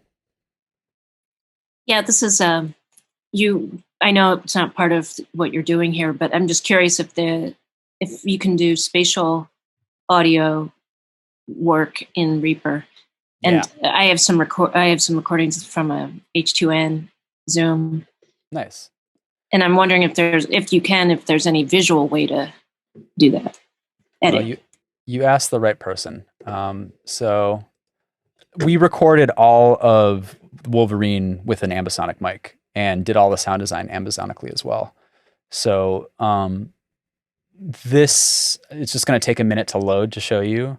But you can have up to 64 channels per track on Reaper. So with the H2N, you would only need 4 channels per track. But if you were to drop that audio into Reaper, instead of having 2 columns representing the left and right side, you would actually see 4 columns of audio. And one of them would be blank because the H2N doesn't have the Z axis. But yes, you can work with that totally in Reaper. There are actually some really cool free plugins called the Reaper Ambisonic Toolkit, ATK Reaper. If you Google that, you'll find it. And that will give you some very basic ways to start playing with some of that stuff. Visualizing it, there are some great plugins by, let me just see if I can find it.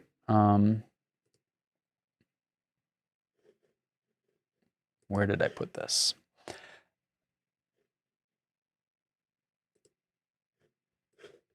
I use a really expensive plugin called HarpX, which is how I'll just leave that open and I can show you sort of what that looks like. This is a way of taking a 3-dimensional ambisonic field and visualizing it and also making it binaural. And then this company, Blue Ripple Sound, has another visualizer that I really like, which lets you sort of see where sound is coming from. So just to show you what this looks like in part of Wolverine. He stared right at me. So you can see that there's the sound kind of coming up in front of you. And in this scene, they're like, and then 2 characters in a room that are sort of lightly panned left and right. And I ran.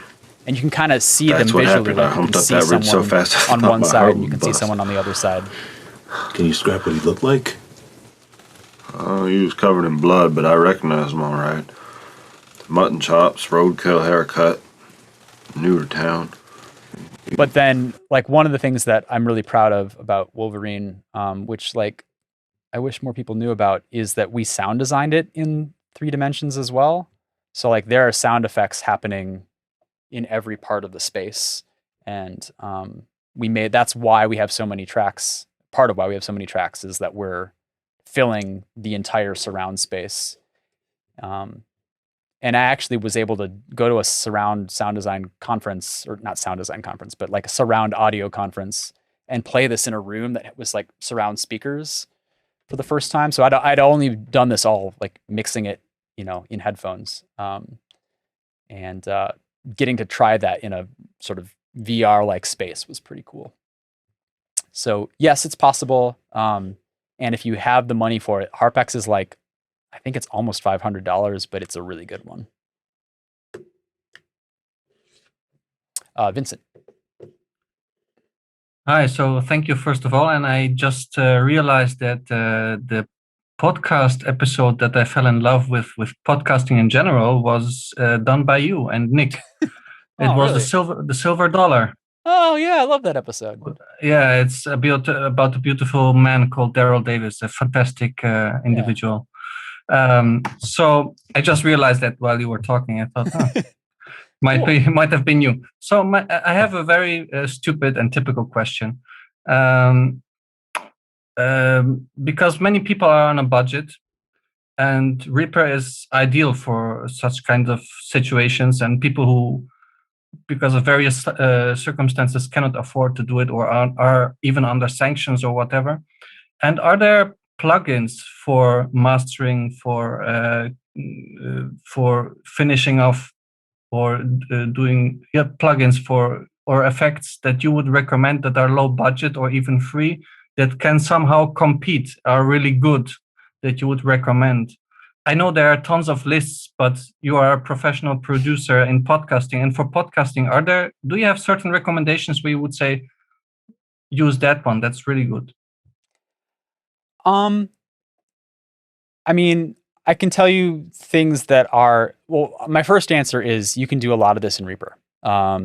And the way I've set this up, I've given kind of like the basics of how someone like might start doing mastering. Like the mastering stage usually involves some EQ. It usually involves multiband compression. That's what this is. I didn't go into that in detail, but this allows you to compress the highs, mids, high mids, low mids, and high highs differently from one another. So you can do some of that stuff. You can do a lot of that stuff with what is already built into Reaper.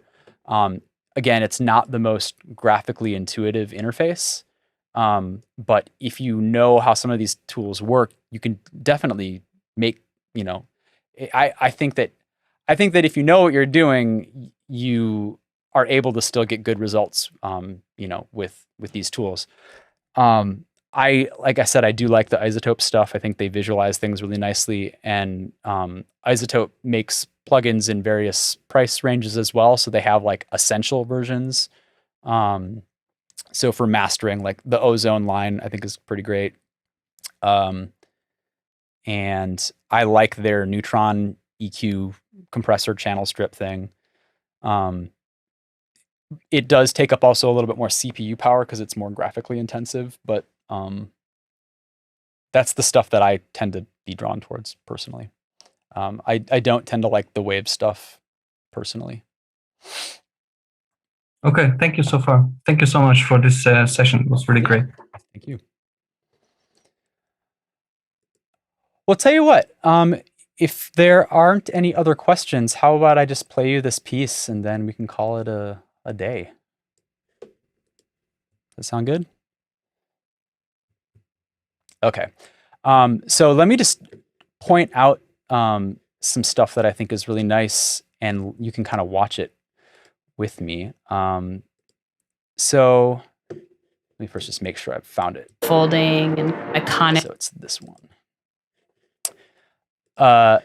There's a really cool transition that happens in this story. So this is like the very first few minutes of the piece, and it's about this woman that finds a mysterious postcard, and we transition from her voice reading the postcard to the person who we have are playing, who the actor. It's actually Nate DeMeo of the Memory Palace, so we got to read this role. So this transition that happens between Rachel, that's the woman who's speaking, her voice, and Nate's voice. So I'm just going to kind of show some of this stuff as it's happening. So right here, this is the EQ on Rachel's voice. This is the EQ on Nate's voice. So you're going to see a transition between the two of them. This is the EQ on the music bus track. And then, stand by. This is the EQ on the sound effects track. So I'm going to play this section. This is Nate's voice here. This is Rachel's voice here. This is the music, and this is the sound effects, sound design.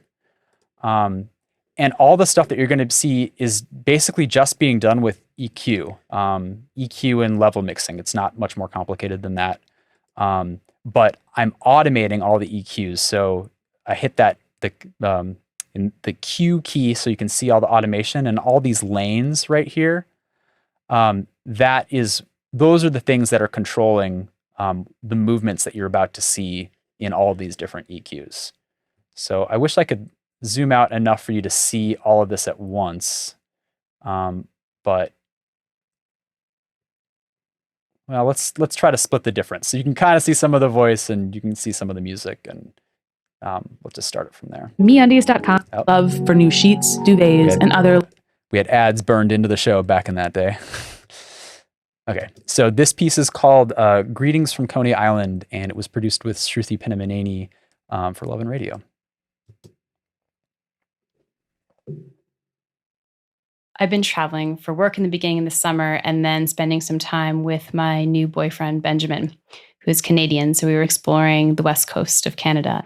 And I got a text message from my neighbor saying, there's this postcard, this random postcard. And she's like, we're looking at it and it seems like it could be something really important, but it's also really strange. And it was indeed very strange.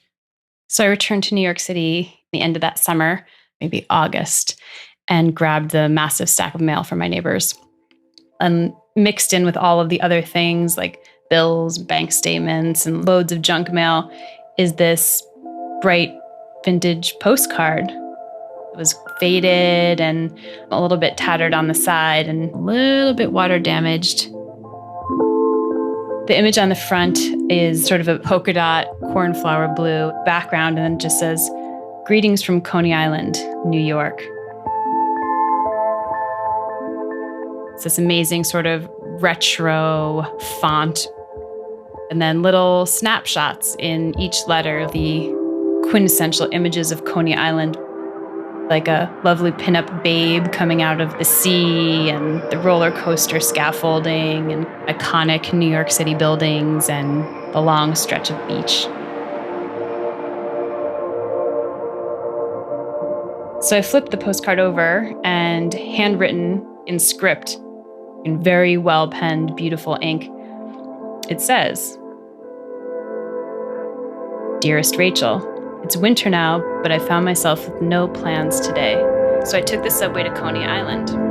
Remember that day? Luna Park, steeplechase. We splurged and went to Feltman's. Today I only had a nickel, so it was Nathan's for me. It's pretty lonely out here. And cold. Just how I feel without you. Will I ever see you again? I don't know if you'll ever get this card, but I feel compelled to write. If only to say I miss you so. Love always. Love always. M. Uppercase M.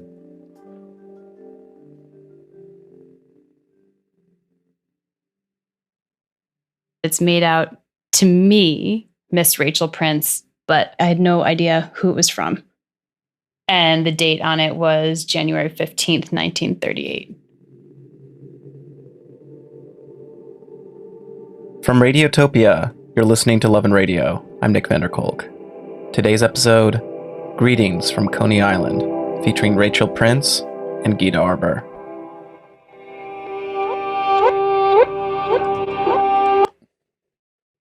So that's just the intro. But yeah, that was a really fun one. Just a quick question. So each of these, so the numbers that we're seeing bouncing back and forth are these 4, 5s, and 6 that we're seeing on the things you expanded with Q, right? Yes. Yeah. So got it. Okay. So like that 4 is me automating node 4 of the EQ, which is set as a low pass filter, and then moving it. So I'm like sculpting out the high frequencies. All right, I got it. So it's like keyframing in animation. Yeah, it's like it makes so much sense for like blend modes and video and stuff that I've been fucking with is like exactly the same, but like great sound. I'm having synesthesia over here. Great, that's the idea. Would that all of the radio we make give people synesthesia? Will you be sharing the recording from this? Yeah, I'll be honest, like the session didn't go quite as smoothly as I wanted it to. So I think what I'd like to do eventually is like really nail down the installation process and post a video or something, like make a video that would actually show this for folks so it's a little bit more accessible. But I do intend to post the video, and because I told people I would, so I'm gonna edit this out where I'm talking about how much I don't want to post it. But I think after you got past the install, I think everything else after that was fantastic. So, yeah, I mean, and the install was fine. It was just I understand that part. Well, but, it's just like this is the problem whenever you're doing. I mean, getting so many people on a Zoom is really challenging. Thank you. Yeah, it's amazing. This is fantastic. Thank you. Oh, you're welcome. All right. Well, happy Friday, everybody. Thanks for sticking with me. Thank you, Brandon. Well, thank you so much. Thank you. And again, this sort of Epic. Epic. ties into this idea of do your technical mixing up here. Oh, someone's listening to me already. That's weird. And that way, you know how to get, Someone close your video. sound nice. Oh And then you no, can change. that might be me. I was like, whose annoying voice is that? All right. I'm going to head out, y'all. Have a good night. Thank you so much. Okay. Bye-bye. Bye. Good night. Thank you.